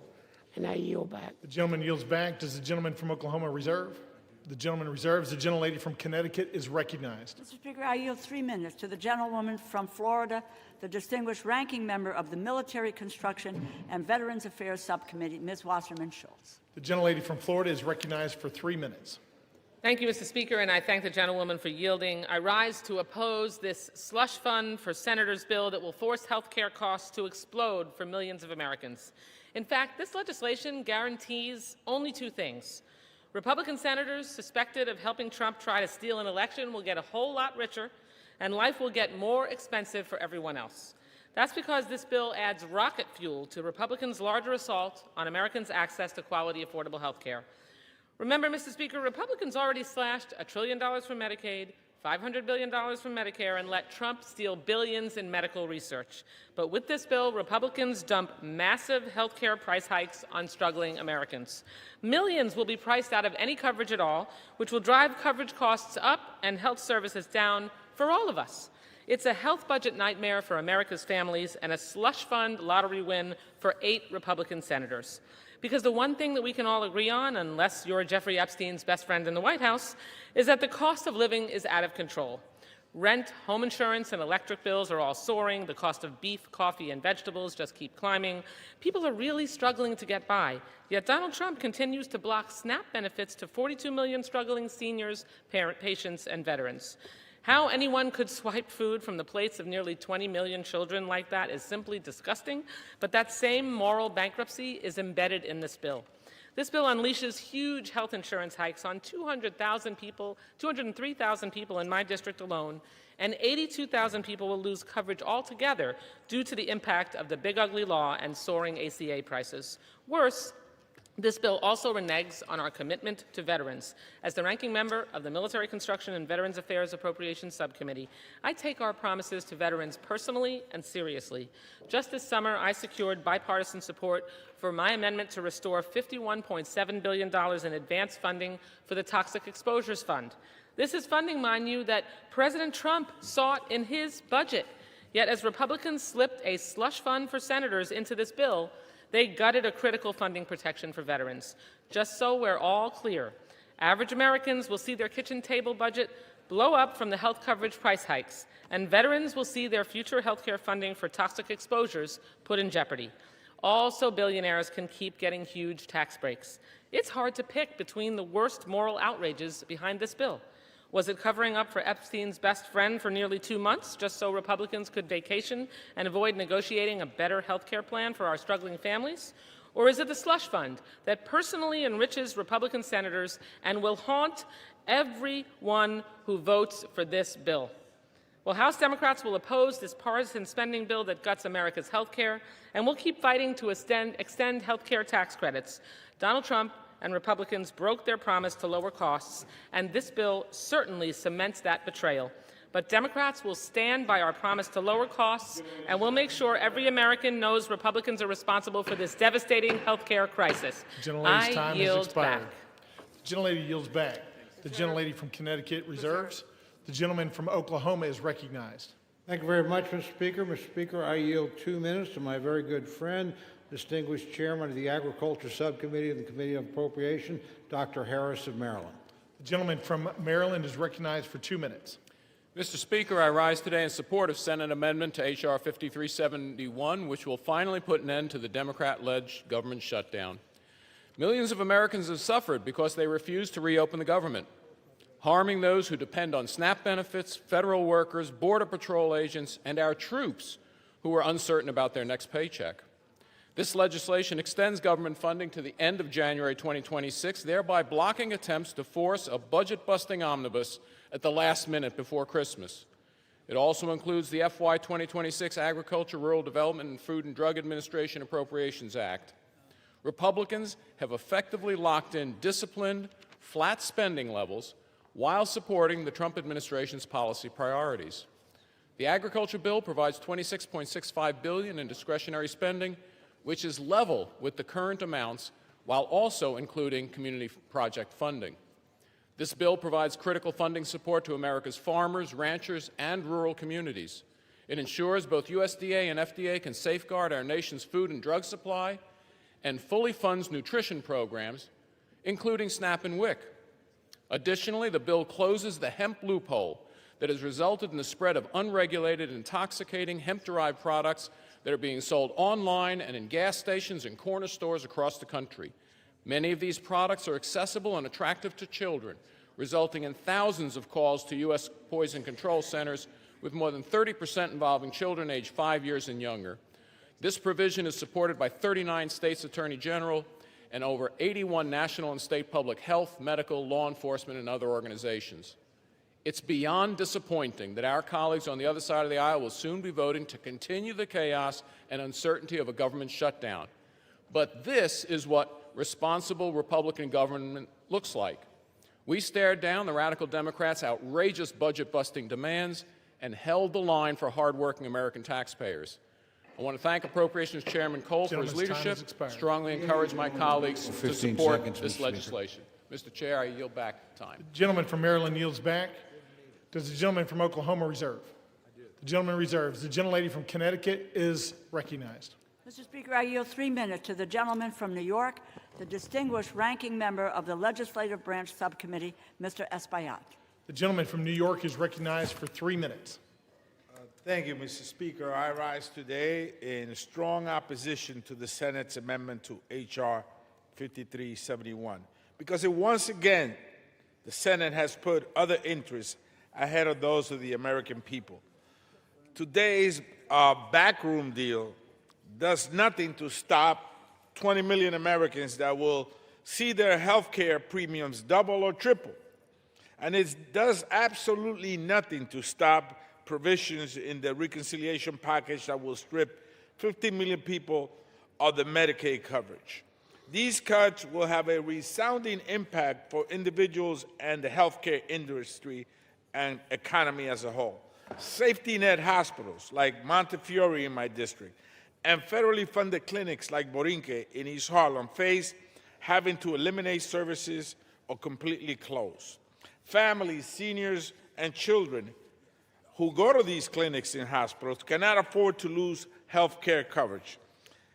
On top of that, Mr. Speaker, the legislative branch bill, which was done unilaterally, not with the consultation of both sides, it was done on its own, in the Senate, in the dark, in cahoots with a bunch of people, includes a provision that will line the pockets of 8 senators that we know of by allowing them to sue the government for millions of dollars if the Department of Justice subpoenas their phone records or seeks a lawful non-disclosure order. While families in my district are stretching every single dollar just to pay for food and rent, senators want a personal payout if law enforcement dares to hold them accountable. At every turn of this shutdown and fight for health care access, Republicans and the Trump administration have tried to inflict suffering as much as possible. For weeks, the administration held food stamps hostage. And even when some states comply with a court ruling to release full benefits, the president demanded that they be clawed back. Even when governors stepped up and said, we don't want people to go hungry, they ran to court, Mr. Speaker, to take $6.20 away from poor people. Who does that?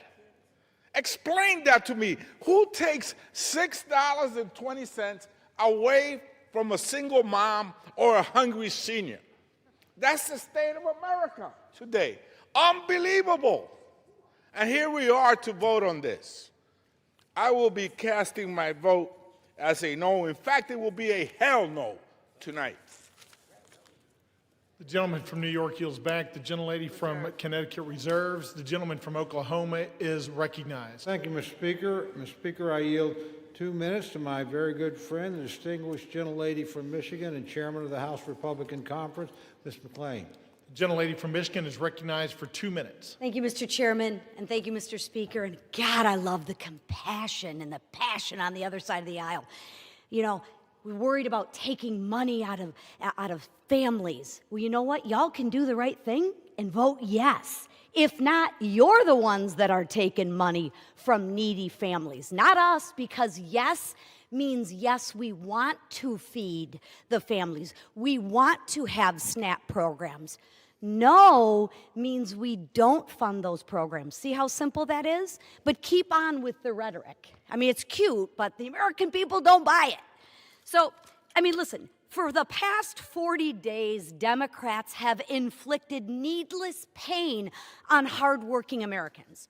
They stranded millions of travelers. They denied food assistance for hungry families. And how did they do that? When you vote no to continue funding, that means you deny food stamps for hungry families. No means no, you don't want to pay them. Yes, like the Republicans vote, that means yes, we do want to pay them. So, you know, they left our troops wondering when they'd get their next paycheck. And for what, Mr. Speaker? To use the American people as leverage. Don't take my word for it, take theirs. Leverage for more wasteful Washington spending. Spending that no one other than the radical left ever wanted. And to remind the American people, they wanted $1.5 trillion of their hard-earned tax dollars. But what did they get in return? They got nothing. They got nothing because Republicans refused to waste the American people's money. Not a dime for the radical climate change, not a dollar for tax-funded benefits for illegals, and not one single concession to the radical far-left base. Millions of Americans whose lives were upended by the Democratic shutdown will remember this. Yield the gentlelady an additional 30 seconds. Thank you. The gentlelady is recognized for an additional 30 seconds. Thank you. The American people will remember who held them hostage for petty political reasons and who fought to put America first. So now that this shameful charade is over, House Republicans will continue our work on behalf of the American people. We will restore regular order to the appropriations process. We will continue to fulfill the mandate of the American people, and we will keep delivering results for American people, because that's what we're here to do for, not to play politics. So with that, Mr. Speaker, I yield. Thank you. The gentlelady from Michigan yields back. The gentleman from Oklahoma reserves. Before we move on, members are advised to direct their comments to the chair and not to engage in personalities. The gentlelady from Connecticut is recognized. Thank you, Mr. Speaker. I have the greatest honor, really, to yield time, 2 minutes time, to the gentlewoman from California, the distinguished Speaker Emerita, Ms. Pelosi, and I might add, probably the epitome of the best speaker that this nation has ever had, in addition to which millions of Americans have health care coverage through the Affordable Care Act because of Speaker Pelosi, and she's also Italian-American. Thank you. I yield.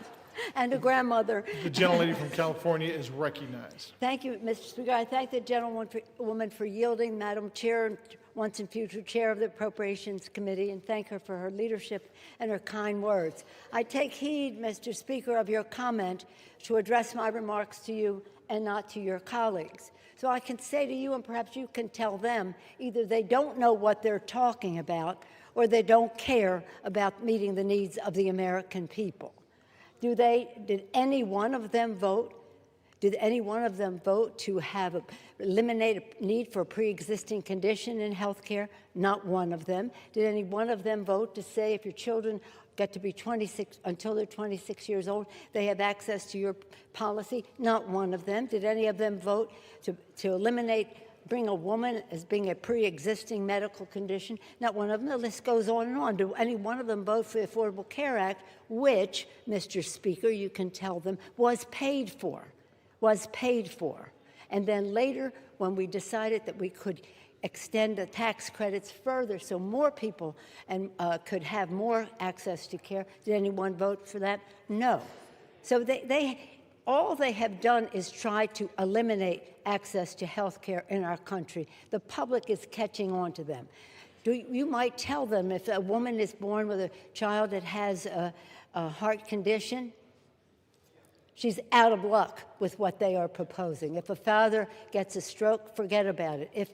If you have a sibling with a disability, they don't care. And if your wife has breast cancer, you've got big bills to pay because they want to take away health care, whether it's Medicaid to tens of millions of people, $500 billion from Medicare for seniors and people with disabilities, millions of dollars added to the cost for families for access to the Affordable Care Act. The list goes on and on. Either they don't know or they don't care. I'll say one more thing as a grandmother and a mother. How about the President of the United States on Halloween night having a Halloween party? A Halloween party and saying to the Supreme Court, please don't make me feed the children or the poor people in our country. Going to the Supreme Court for that means cruelty is not even comes close to the word that is needed for that kind of behavior. The worst president for children America has ever seen. I yield back. The gentlelady from California yields back. The gentlelady from Connecticut reserves. The gentleman from Oklahoma is recognized. Thank you, Mr. Speaker. Mr. Speaker, I yield 2 minutes to my very good friend, distinguished gentleman from West Virginia and member of the Legislative Branch Subcommittee of the Committee of Appropriations, Mr. Moore. The gentleman from West Virginia is recognized for 2 minutes. Thank you, Mr. Speaker. I rise today to support the Senate amendment to H.R. 5371, which includes full funding for the legislative branch. I'm honored to serve as the vice chairman of the Legislative Branch Subcommittee, and I'm grateful to Chairman Valadao for his leadership on that committee. It has been a long road to bring this bill to the floor, a road that was made significantly longer by totally unnecessary Schumer shutdown that we've been living in. The bill before us not only reopens the entire government, but ensures that the House and its supporting agencies remain working for the American people. The bill invests in safety and security. It increases funding for the Capitol Police, provides support for security programs through the House Sergeant at Arms, and is tough on foreign adversaries, including language I wrote, preventing the purchase of technology tied to the Chinese Communist Party. I want to thank Chairman Cole for his leadership and Ranking Member Espaillat and our subcommittee members and their staff and our staff and their work. And I urge my colleagues to vote yes. I yield back. The gentleman from West Virginia yields back. The gentleman from Oklahoma reserves. The gentlelady from Connecticut is recognized. Mr. Speaker, I yield 1 minute to the gentlewoman from Ohio, the distinguished ranking member of the Energy and Water Subcommittee, Ms. Capter. The gentlelady from Ohio is recognized for 1 minute. I thank the ranking member for yielding, Congresswoman DeLauro. Congress today should vote for affordable health insurance for Americans and reduce its rising costs. Instead, in the dead of night, 8 Senate Republicans slipped into this bill a payola for themselves, literally raking millions of dollars to themselves. This payola, it's called corruption. Corruption. Millions of taxpayer dollars now are slated for Senators Graham, Hagerty, Hawley, Sullivan, Tuberville, Johnson, Loomis, and Blackburn. Each is teed up to personally rake in a minimum of $500,000 up to $1.5 million. Meanwhile, the American people need more affordable health insurance, but these senators, with their House allies, are lining their own pockets. I say no more tax breaks to billionaires and no payoffs to U.S. senators. This is what happens when power serves itself instead of the people. This isn't leadership, it's corruption disguised as legislation. Will the gentleman yield me 10 seconds? The gentlewoman's time has expired. No? Let's cleanse America of gentlewoman's time has disgusting expired. corruption. Power corrupts, absolute power corrupts absolutely. The gentleman from Connecticut reserves. The gentleman from Oklahoma is recognized. Thank you very much, Mr. Speaker. Mr. Speaker, I yield 2 minutes to my very good friend, distinguished member from Washington and distinguished member of the Appropriations Committee, Mr. Newhouse. The gentleman is recognized. Thank you, Mr. Cole, for yielding the time. Mr. Speaker, over 40 days after the Senate Democrats shut down the federal government, we are finally reopening. The result of the shutdown has been thousands of employee furloughs, major disruptions to our air travel, service members going without pay, delayed food assistance for low-income individuals and families, and much, much more. Mr. Speaker, as a member of the House Appropriations Committee, the responsibility of funding the federal government is one that I take very seriously, especially in light of our nation's debt surpassing $38 trillion. The performative tactics that we have watched over the last 7 weeks have truly been a disservice to Americans. And my friends across the aisle should never have put leverage or politics over those people that they represent. But the most important thing right now is that we get back to work, making sure the federal government can provide the essential services that people depend on, and that Congress can continue working to pass full-year funding legislation providing responsible federal spending and fund those essential services. Mr. Speaker, we are making significant progress with the inclusion of these 3 appropriation bills, but our work is far from over. I encourage all my colleagues on both sides of the aisle to support this deal, vote to end this unnecessary shutdown, and help us get back to the business of hardworking Americans across this country. Thank you, and I yield back. Gentleman yields. The gentleman from Oklahoma reserves. The gentlewoman from Connecticut is recognized. Speaker, I yield 1 minute to the gentlewoman from Minnesota, the distinguished ranking member of the Defense Subcommittee, Ms. McCollum. The gentlewoman is recognized. Mr. Speaker, Donald Trump and Republicans control the entire government. For 42 days, Republicans shut it down. Why? Because they refuse to extend tax credits to help millions of Americans afford their health care. And if that wasn't bad enough, President Trump even withheld food assistance during the shutdown. Hunger should never be used as a weapon. The CR continues the Republican health care crisis. The Speaker's already said he won't hold a vote to extend the Affordable Care Act tax credits to reduce health care costs for Americans. So now my constituents are going to have to choose between heating their homes, feeding their families, or taking their children to the doctor. It's a terrible deal for the American people. Americans deserve an open and transparent government that works for them. They deserve access to affordable health care, nutritious food for their families. And that's what Democrats are fighting for. I wish the President and the Republicans would join us in this fight and share our priorities. I yield back. The gentlewoman from Connecticut reserves. The gentleman from Oklahoma is recognized. Thank you very much, Mr. Speaker. I yield 1 minute to my very good friend, gentleman from Missouri and member of the Appropriations Committee, Mr. Alford. The gentleman is recognized. Well, thank you, Chairman Cole, for your leadership. Mr. Speaker, in the words of Yogi Berra, This seems like deja vu all over again.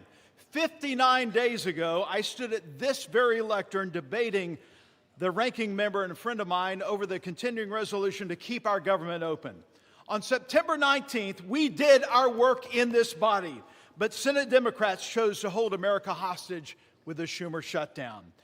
Democrats in Congress, including the minority whip, shamefully admitted they were using the misery they inflicted on the American people as leverage to achieve their leftist wish list of demands, slowly twisting the heads of the American people in a vice. Tonight, I'm relieved to say the misery of the Schumer shutdown is on our doorstep. Mr. Speaker, this package proves that when Republicans stay united and put America first, we can govern with strength, compassion, and common sense. Tonight, Mr. Speaker, tonight we will reopen the government and liberate the Schumer hostages. And with that, I yield back. The gentleman yields. The gentleman from Oklahoma reserves. The gentlewoman from Connecticut is recognized. Mr. Speaker, I yield 1 minute to the gentlewoman from California, a member of the Appropriations Committee, Mrs. Torres. The gentlewoman is recognized. Mr. Speaker, I rise in strong opposition of this deeply flawed bill because the American people deserve better. Since Trump returned to office, Republicans have created an affordability nightmare, a mass transfer of hard-earned taxpayers' dollars to billionaires. In my district alone, more than 350,000 people are facing skyrocketing health care costs or cuts to critical services. Republicans shut down the government instead of finding bipartisan solutions to keep care affordable and took a 7-week paid hiatus, during doubling health care costs for working families, cutting off food assistance right before Thanksgiving, and letting Trump spend his holidays pardoning insurrectionists, enriching billionaires, cozying up to dictators, and building himself a new ballroom, all while taking food away from families in need. And now Senate Republicans want to reward themselves with a taxpayer-funded handout. Shameful, shameful, shameful. House Republicans should be here doing their jobs, not making life harder for working families. I urge a no vote. Members are advised to direct their comments to the chair and not to engage in personalities toward the president. The gentlewoman from Connecticut reserves. The gentleman from Oklahoma is recognized. Thank you, Mr. Speaker. Mr. Speaker, I yield 1 minute to my very good friend, distinguished gentleman from Texas and chairman of the House Budget Committee, Mr. Arrington. The gentleman is recognized. Mr. Speaker, the Democrats rejecting a clean CR, shutting the government down, creating all the havoc, the pain and suffering for our fellow Americans is so obviously disingenuous. They never vote against clean CRs. Never. For 4 years under Biden, you all didn't reject one clean CR. Chuck Schumer, in 44 years, never rejected a clean CR. So, Mr. Speaker, what's it about? They say policy. They put forward a proposal, Mr. Chairman. They said it's about health care for illegals. They repeal work requirements for able-bodied adults. That's an 80-20 issue in this country. They put forward a spending bill of $1.5 trillion. That's twice the discretionary budget. Mr. Chairman, they'd be spending more money than we've ever spent outside of COVID. That's their counter-proposal. It's not only disingenuous, it's unserious. So what's it about? It's about politics. It's about resisting and fighting and undermining Donald Trump. But here's the deal. They're not fighting and resisting Donald Trump. They're undermining the will of the American people that gave Trump the presidency. Yield the gentleman an additional 15 seconds. The gentleman is recognized. They undermined the will of the people who overwhelmingly elected President Trump and gave him the mandate of the America First agenda. So you're not resisting us. You're posturing and placating the radical left. And you are holding back what the American people wanted, and that was a new direction for this country. I yield back. Members are reminded to please direct their comments only to the chair. The gentleman from Oklahoma reserves. The gentlewoman from Connecticut is recognized. Mr. Speaker, I yield 1 minute to the gentleman from New Jersey, the distinguished ranking member of the Energy and Commerce Committee, Mr. Pallone. The gentleman is recognized. Thank you, Mr. Speaker. I want my colleagues to understand that when the Affordable Care Act was adopted, it was adopted for middle-class people who could not afford health insurance. They had no other option. They had nowhere to go. You just would end up without health insurance. I have constituents coming to me now crying because their insurance is going from $500 a month to $1,500 a month. That's an increase of $1,000 a month. Who can afford that? No one in the middle class. At the end of 2024 last year, during a Democratic administration, the number of insured Americans was at a record high of about 95%. Democrats worked for that. Then Trump comes in, the Republicans come in with their big ugly bill, and they make cuts to Medicaid, cuts to hospitals and nursing homes, and no funding to extend the ACA tax credits. So what's going to happen? More and more people will have no health insurance. That's the bottom line. They will not have health insurance, and the Republicans don't seem to care. But I want you to know that the Democrats care and will continue to fight for you. The gentleman yields. The gentlewoman from Connecticut reserves. The gentleman from Oklahoma is recognized. Thank you, Mr. Speaker. Speaker, I yield 1 minute to the distinguished gentleman from Guam, my very good friend, Mr. Moylan. The gentleman is recognized. Thank you to my friend from Oklahoma. Mr. Speaker, Guam is home to 3,372 federal employees, more than 43,000 SNAP recipients, and over 9,000 WIC recipients, and more than 20,000 veterans, all of whom have been impacted by this shutdown. If we continue to put politics over a country, my constituents will continue to suffer. Simply put, this gets us back on track, ensures funding for those who need it is in place, and turns the lights back on. This bill ensures that families receive the assistance they need, veterans have access to care, and our island is reimbursed for the sacrifice we made to keep federal programs running during this difficult time. I urge my colleagues to support this bill and to deliver for American people. The time for deliberation is when the government is open and people have the assistance they need. I reserve. The gentleman yields. The gentleman from Oklahoma reserves. The gentlewoman from Connecticut is recognized. Mr. Speaker, I yield 1 minute to the gentleman from Massachusetts, the distinguished ranking member of Thank the gentlelady. Mr. Speaker, the destruction that is taking place in America's healthcare system during these 10 months is unbelievable. They've eviscerated the National Institutes of Health. They've cut back on the Centers for Disease Control, billions of dollars from Medicaid for a tax cut for the wealthy. Wait till you see what's coming to America's hospitals after the next election. It's so contrived they waited until after the election to implement it. 24 million people are likely to lose health insurance if we don't implement these tax credits as suggested. The emergency room is going to be back in full force now because this is where people will go for their health care. All of this is taking place to justify a tax cut for people at the very top. And here's the real kicker. Our Republican colleagues of fiscal probity borrowed the money for the tax cuts. In 2017, it's $2.4 trillion. In the last tax bill, almost $4 trillion is borrowed for a tax cut for wealthy people.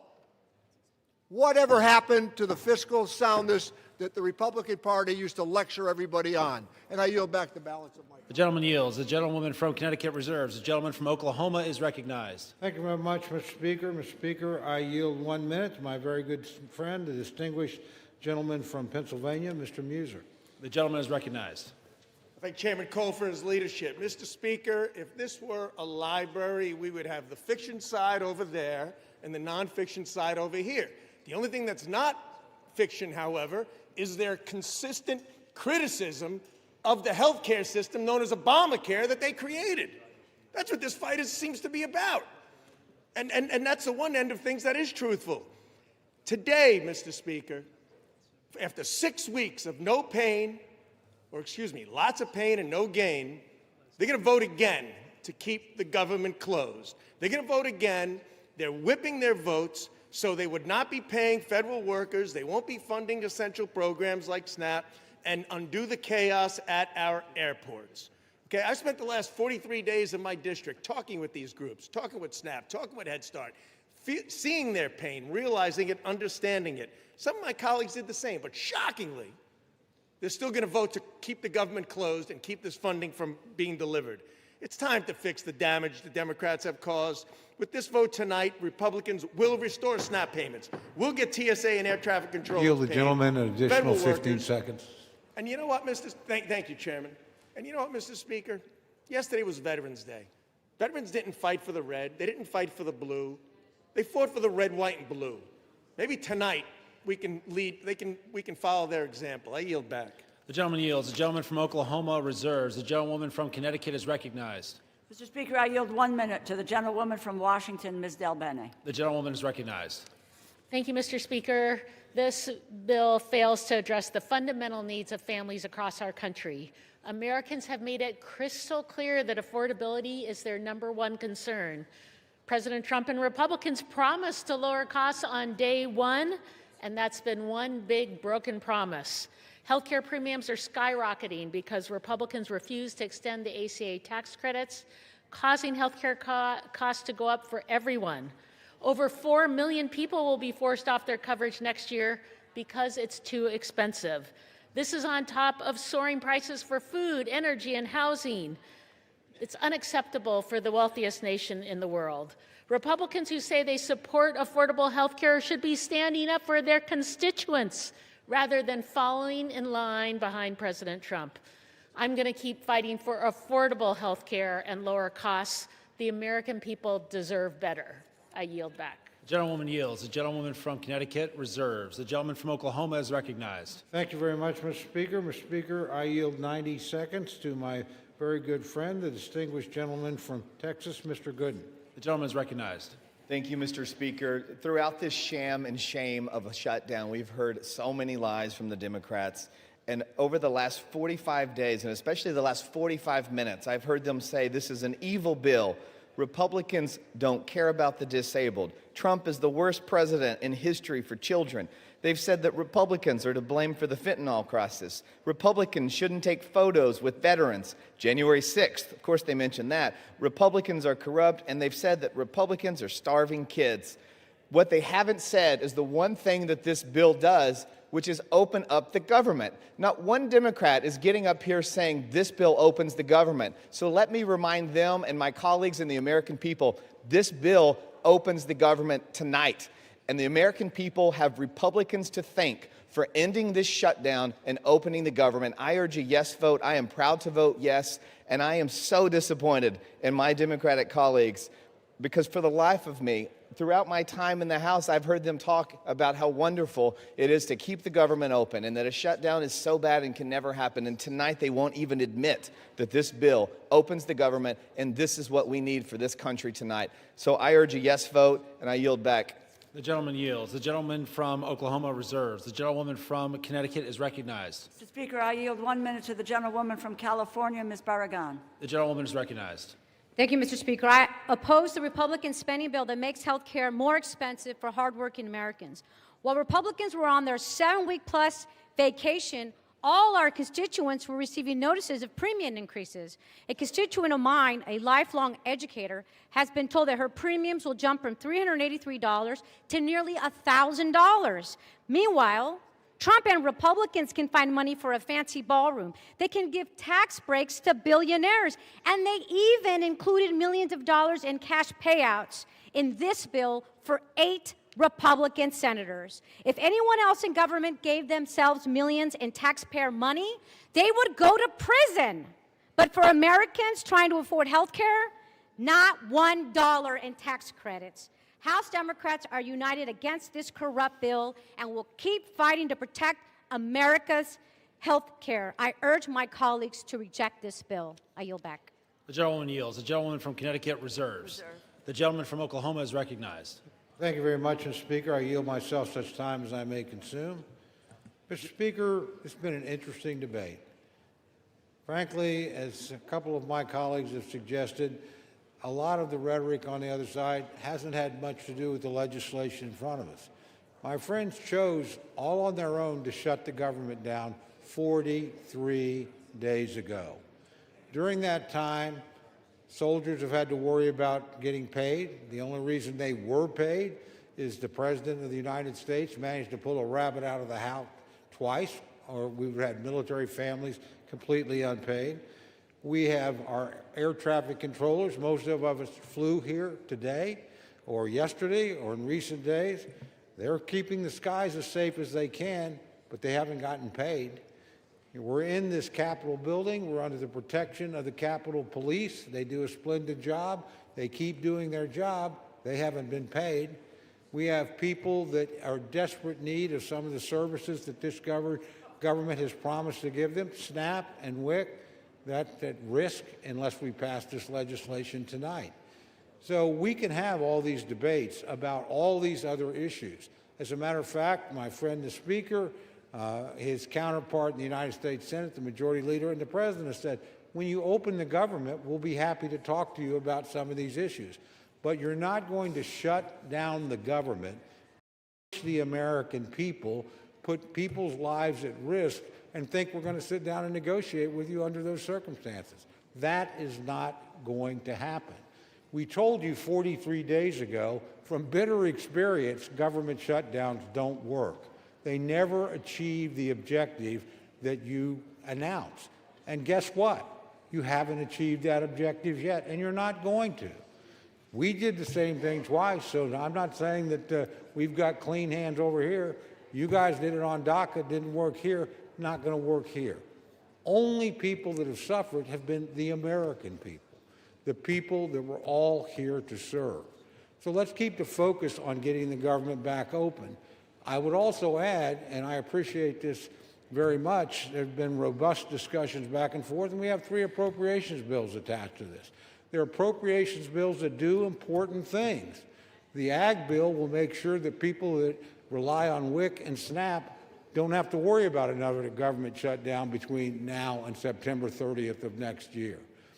The Ledge Branch bill will make sure that the Capitol Police and everybody else at staff that allow this chamber to function don't have to worry about not getting paid until September 30th of next year. And obviously, military construction and, more importantly, veterans rely on benefits commitments we have made. Passage of this bill makes sure that those commitments will be fulfilled between now and September 30th next year. And we buy the time to sit down and rationally and responsibly negotiate other appropriations bills that we can bring, I hope, in a bipartisan basis to this floor to keep the government open. So I would just ask my friends to reflect on that. I hope some of you feel the weight of that decision. I know you do. And I hope you can vote to keep the government open. There's no excuse to shut it down. The United States Senate operated to keep it open in a bipartisan fashion. Now, it took them a long time to do it, but they got there. Let's not follow that example. Let's follow when they finally got the job done, they sent us a product. It's not a perfect product. It's got some things in it I don't like. But frankly, if we kept the government open, we would have never been in this situation in the first place. So I would just ask my friends to remember their constituents. I know they think about them. I know they're serious about the points they make. Reopen the government. Raise your issues. Let's see if we can come to a negotiated settlement. But let's not punish the American people. A no vote on this, again, means soldiers and military families don't get paid. A no vote means that people in need of SNAP and WIC might not get it. A no vote means the people that allow us to come here and debate and work won't get paid either. I can go down the list of horrors. It's pretty simple. This is a vote about 2 things. Opening the government of the United States, which you willfully tried to shut down, fortunately did not succeed in that in this chamber, but some of your colleagues, using arcane Senate rules, did manage to do it, but finally came to their senses. You ought to pay attention to those people. They said, enough is enough. Let's reopen the government. I would urge my colleagues to do that today, and I hope it's done in a bipartisan way. With that, I reserve the balance of my time, Mr. Speaker. The gentleman reserves, and members are reminded to direct their remarks only to the chair. The gentlewoman from Connecticut is recognized. Mr. Speaker, I yield 3 minutes to the gentlewoman from Massachusetts, the distinguished Democratic whip, Ms. Clark. The gentlewoman is recognized. Thank you. Donald Trump said the cost of living crisis is fake news, a con job by the Democrats. Mr. Speaker, 60% of Americans can't afford a basic quality of life.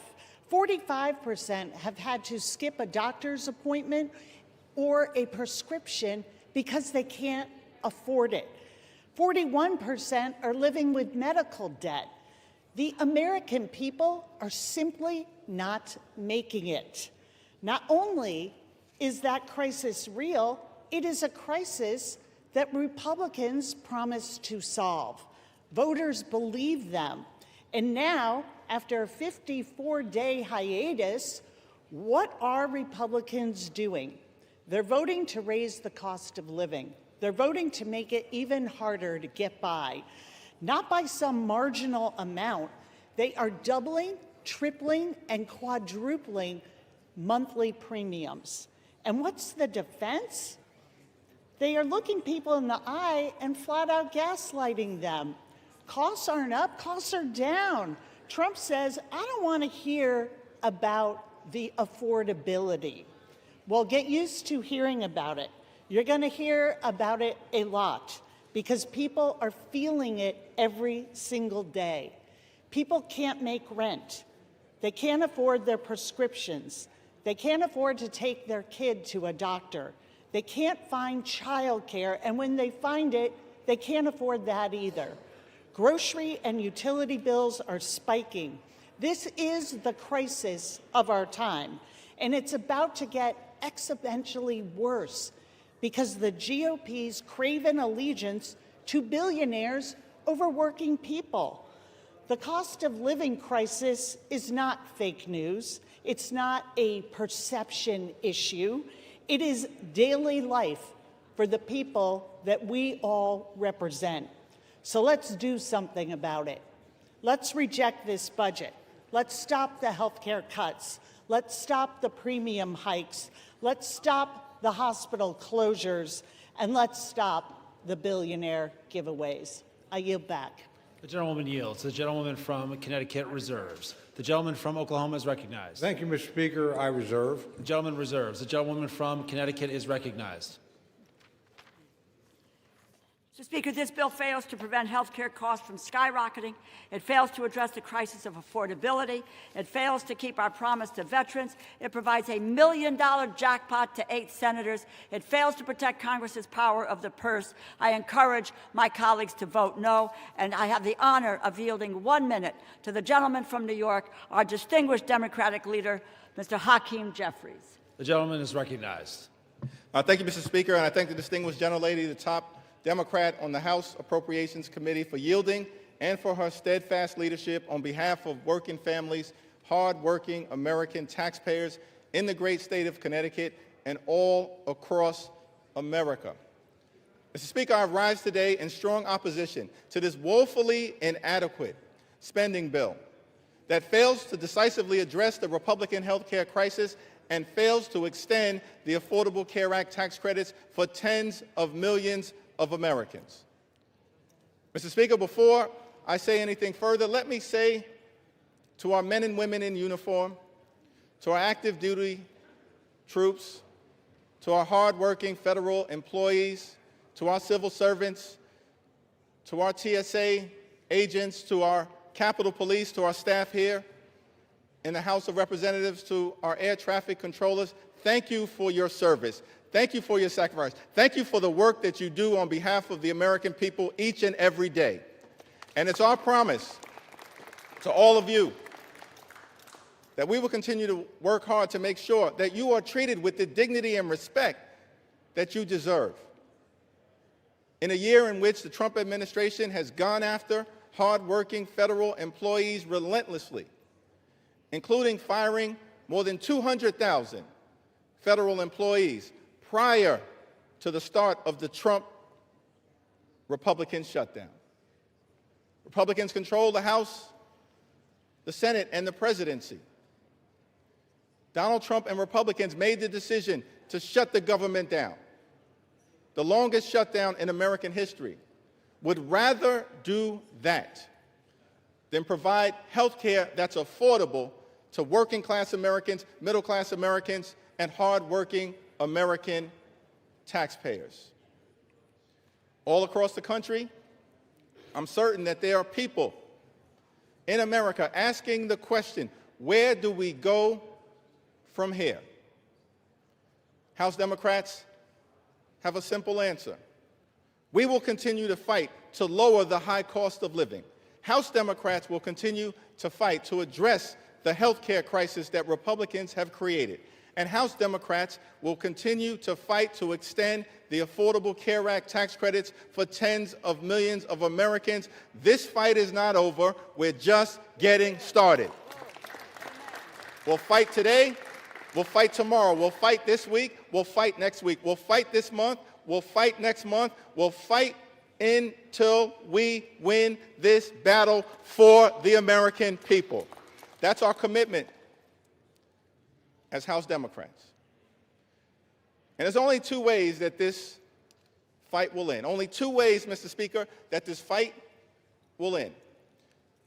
Either Republicans finally decide to extend the Affordable Care Act tax credits this year, or the American people will throw Republicans out of their jobs next year and end the speakership of Donald J. Trump once and for all. That's how this fight ends. Mr. Speaker, during this painful Trump-Republican shutdown, what we've seen is two different philosophies in terms of how to govern for the American people. The Democratic Party philosophy is clear. We are ready, willing, and able to find bipartisan common ground anytime, any place, to enact spending agreements that actually make life better for the American people. But in order to do that, we need to have partners on the other side of the aisle who are actually willing to find a bipartisan path forward. But what we've seen from Republicans from the very beginning of this presidency is a my way or the highway approach. That's been the Republican philosophy. Jam your extremism down the throats of the American people. That's what we've seen from day one of this presidency. That's the reason why the government has been shut down by Republicans and Donald Trump for the longest period of time in American history. What have we seen from Donald Trump and Republicans during this shutdown? A consistent unwillingness to actually find common ground in order to make life better for the American people.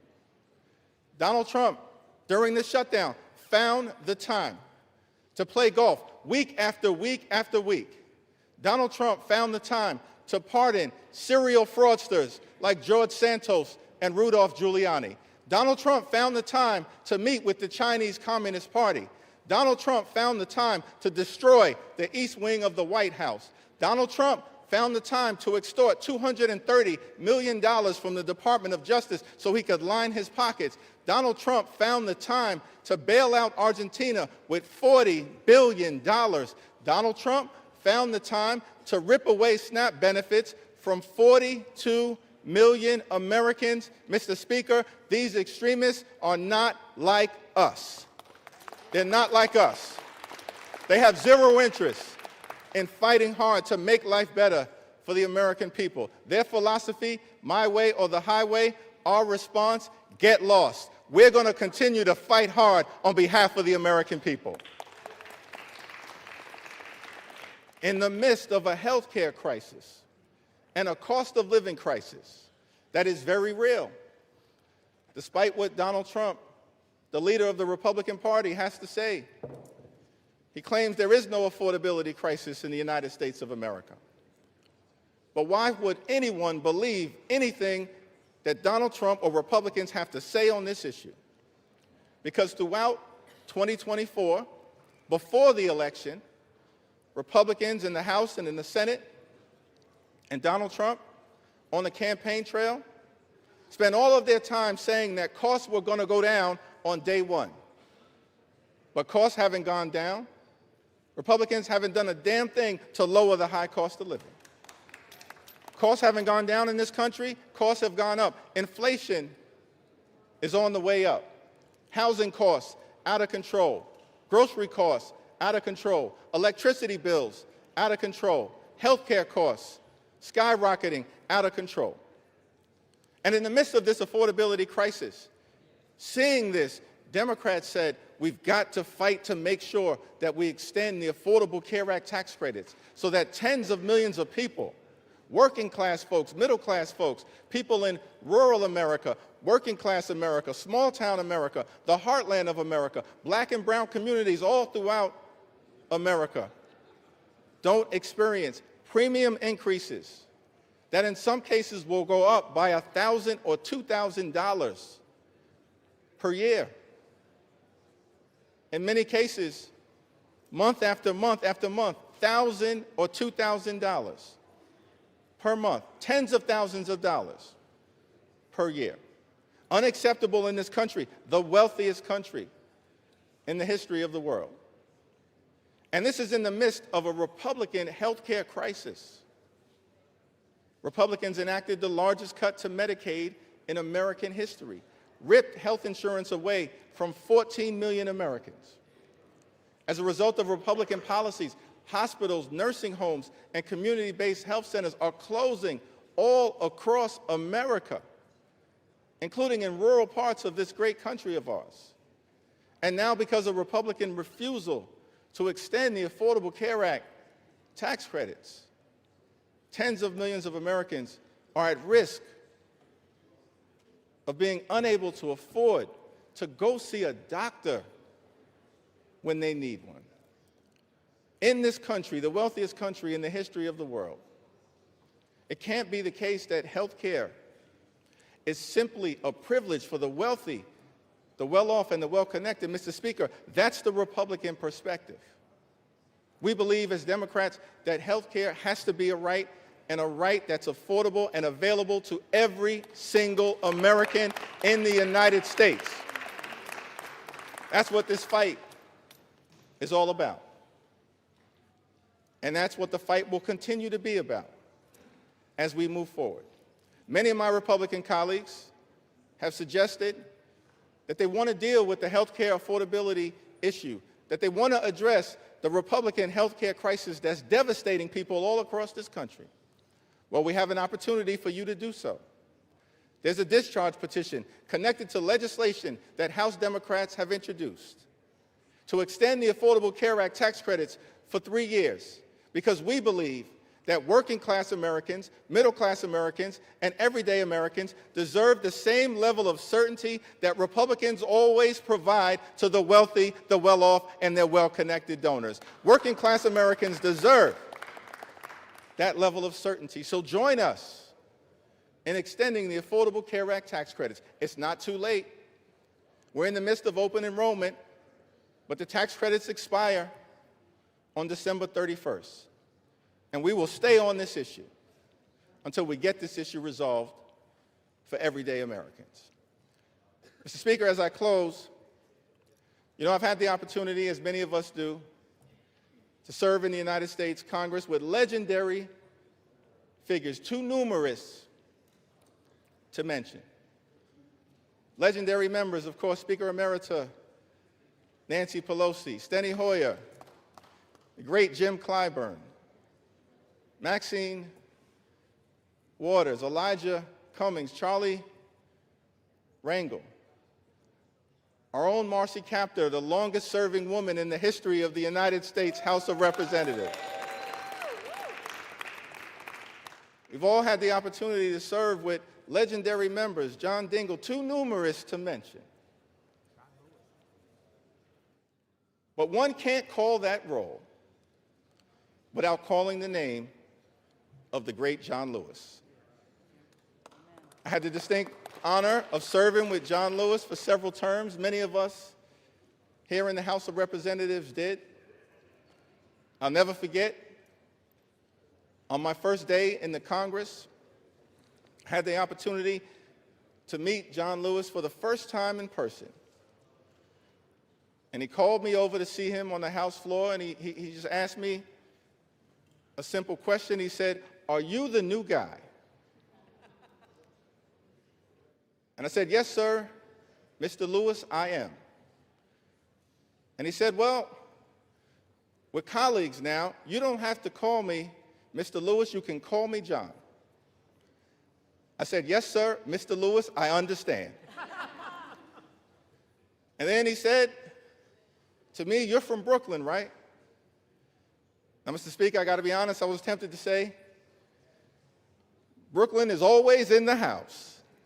But instead, since my mother raised me with some sense, Lenita Jeffries, I said, yes, sir, I'm from Brooklyn. And then he said something to me that I've never forgotten. He said, well, I hear some positive things about you from your predecessor, but Washington, D.C., young man, can be a rough place. So I don't want you to get into any trouble unless it's good trouble.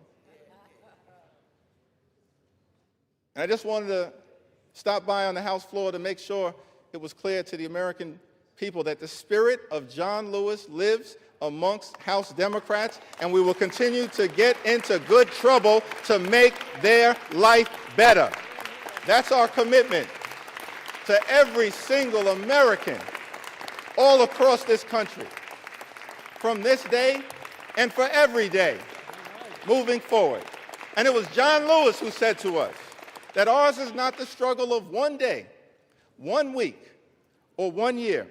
Ours is the struggle of a lifetime, and maybe even many lifetimes.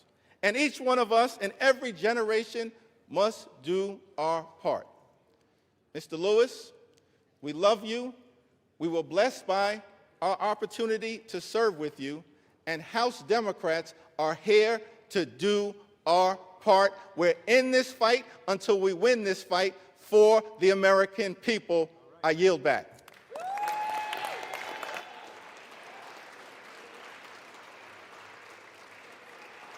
The gentleman yields. Members are reminded to refrain from engaging in personalities towards the president. The gentlewoman from Connecticut has 30 seconds remaining and is recognized. I yield back the balance of my time. The gentlewoman from Connecticut yields. The gentleman from Oklahoma is recognized. Thank you very much, Mr. Speaker. It's my distinct pleasure to yield the balance of our time to the distinguished Speaker of the House, my very good friend and a person I admire greatly. 1 minute. I'm actually just going to hold you to 1 minute, Mr. Oh, okay. Speaker. My good friend, the gentleman from Louisiana, Speaker Mike Johnson. The gentleman from Louisiana is Thank you. recognized.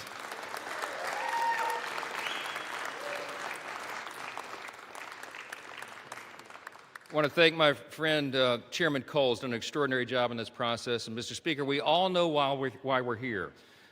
House Democrats voted to shut the government down. It was 54 days ago when we had that vote, September 19th. And since that time, Senate Democrats have voted 14 times to close the government.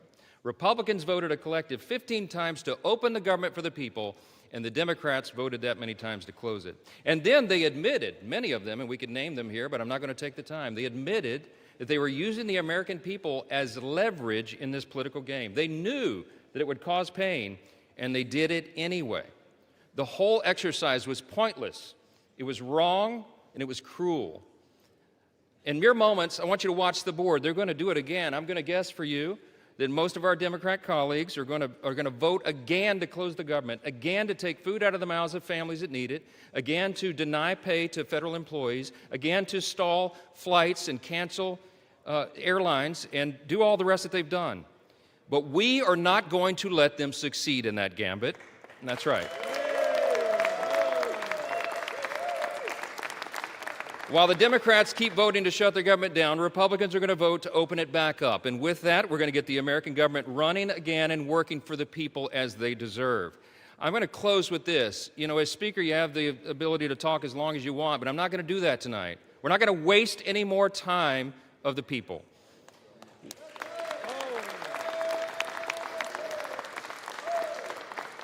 I'm just going to say this. I think that everybody needs to remember this one simple thing.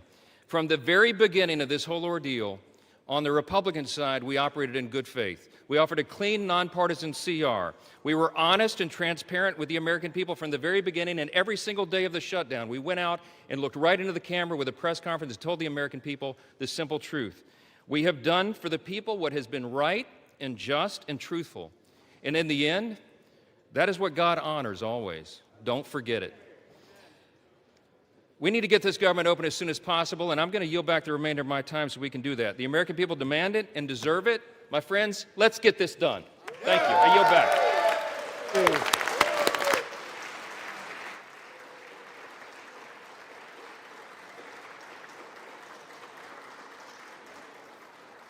Proud of you. The gentleman yields. The gentleman from Oklahoma has 3 minutes remaining and is recognized. I yield back the balance of my time. The gentleman yields. All time for debate has expired. Pursuant to House Resolution 873, the previous question is ordered. The question is on the motion by the gentleman from Oklahoma, Mr. Cole. All those in favor say aye. All those opposed say no. In the opinion of the chairs, the ayes have it. For what purpose does the gentleman from Connecticut stand? Mr. Speaker, I request the yeas and nays. The yeas and nays are requested. Those favoring a vote by the yeas and nays will rise. A sufficient number having risen, the yeas and nays are ordered. Members will record their votes by electronic device. This is a 15-minute vote.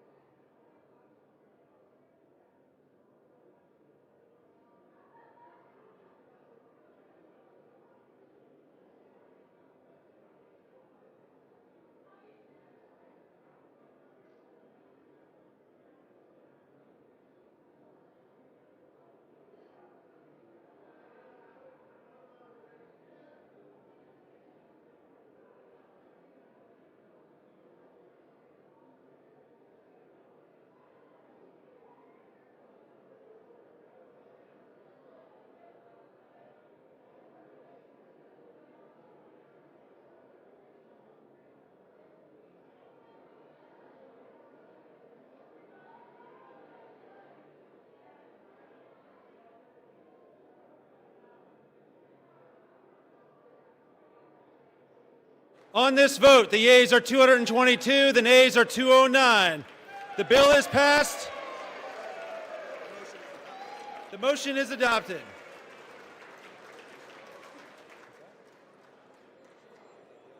Without objection, the motion to reconsider is laid on the table.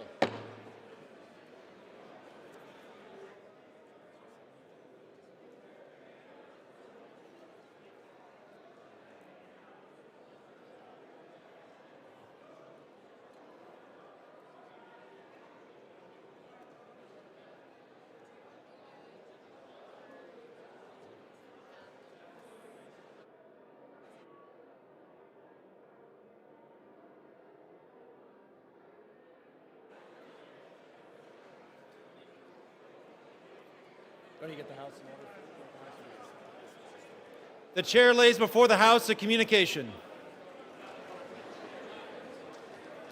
The Honorable the Speaker, House of Representatives, sir. I respectfully request to be relieved from assignments to the House Armed Services Committee and the House Select Committee on Competition between the United States and the Chinese Communist Party, effective immediately. It has been an honor and privilege to serve on these committees on behalf of my constituents and the American people.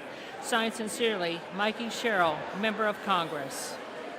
Without objection, the resignation is accepted.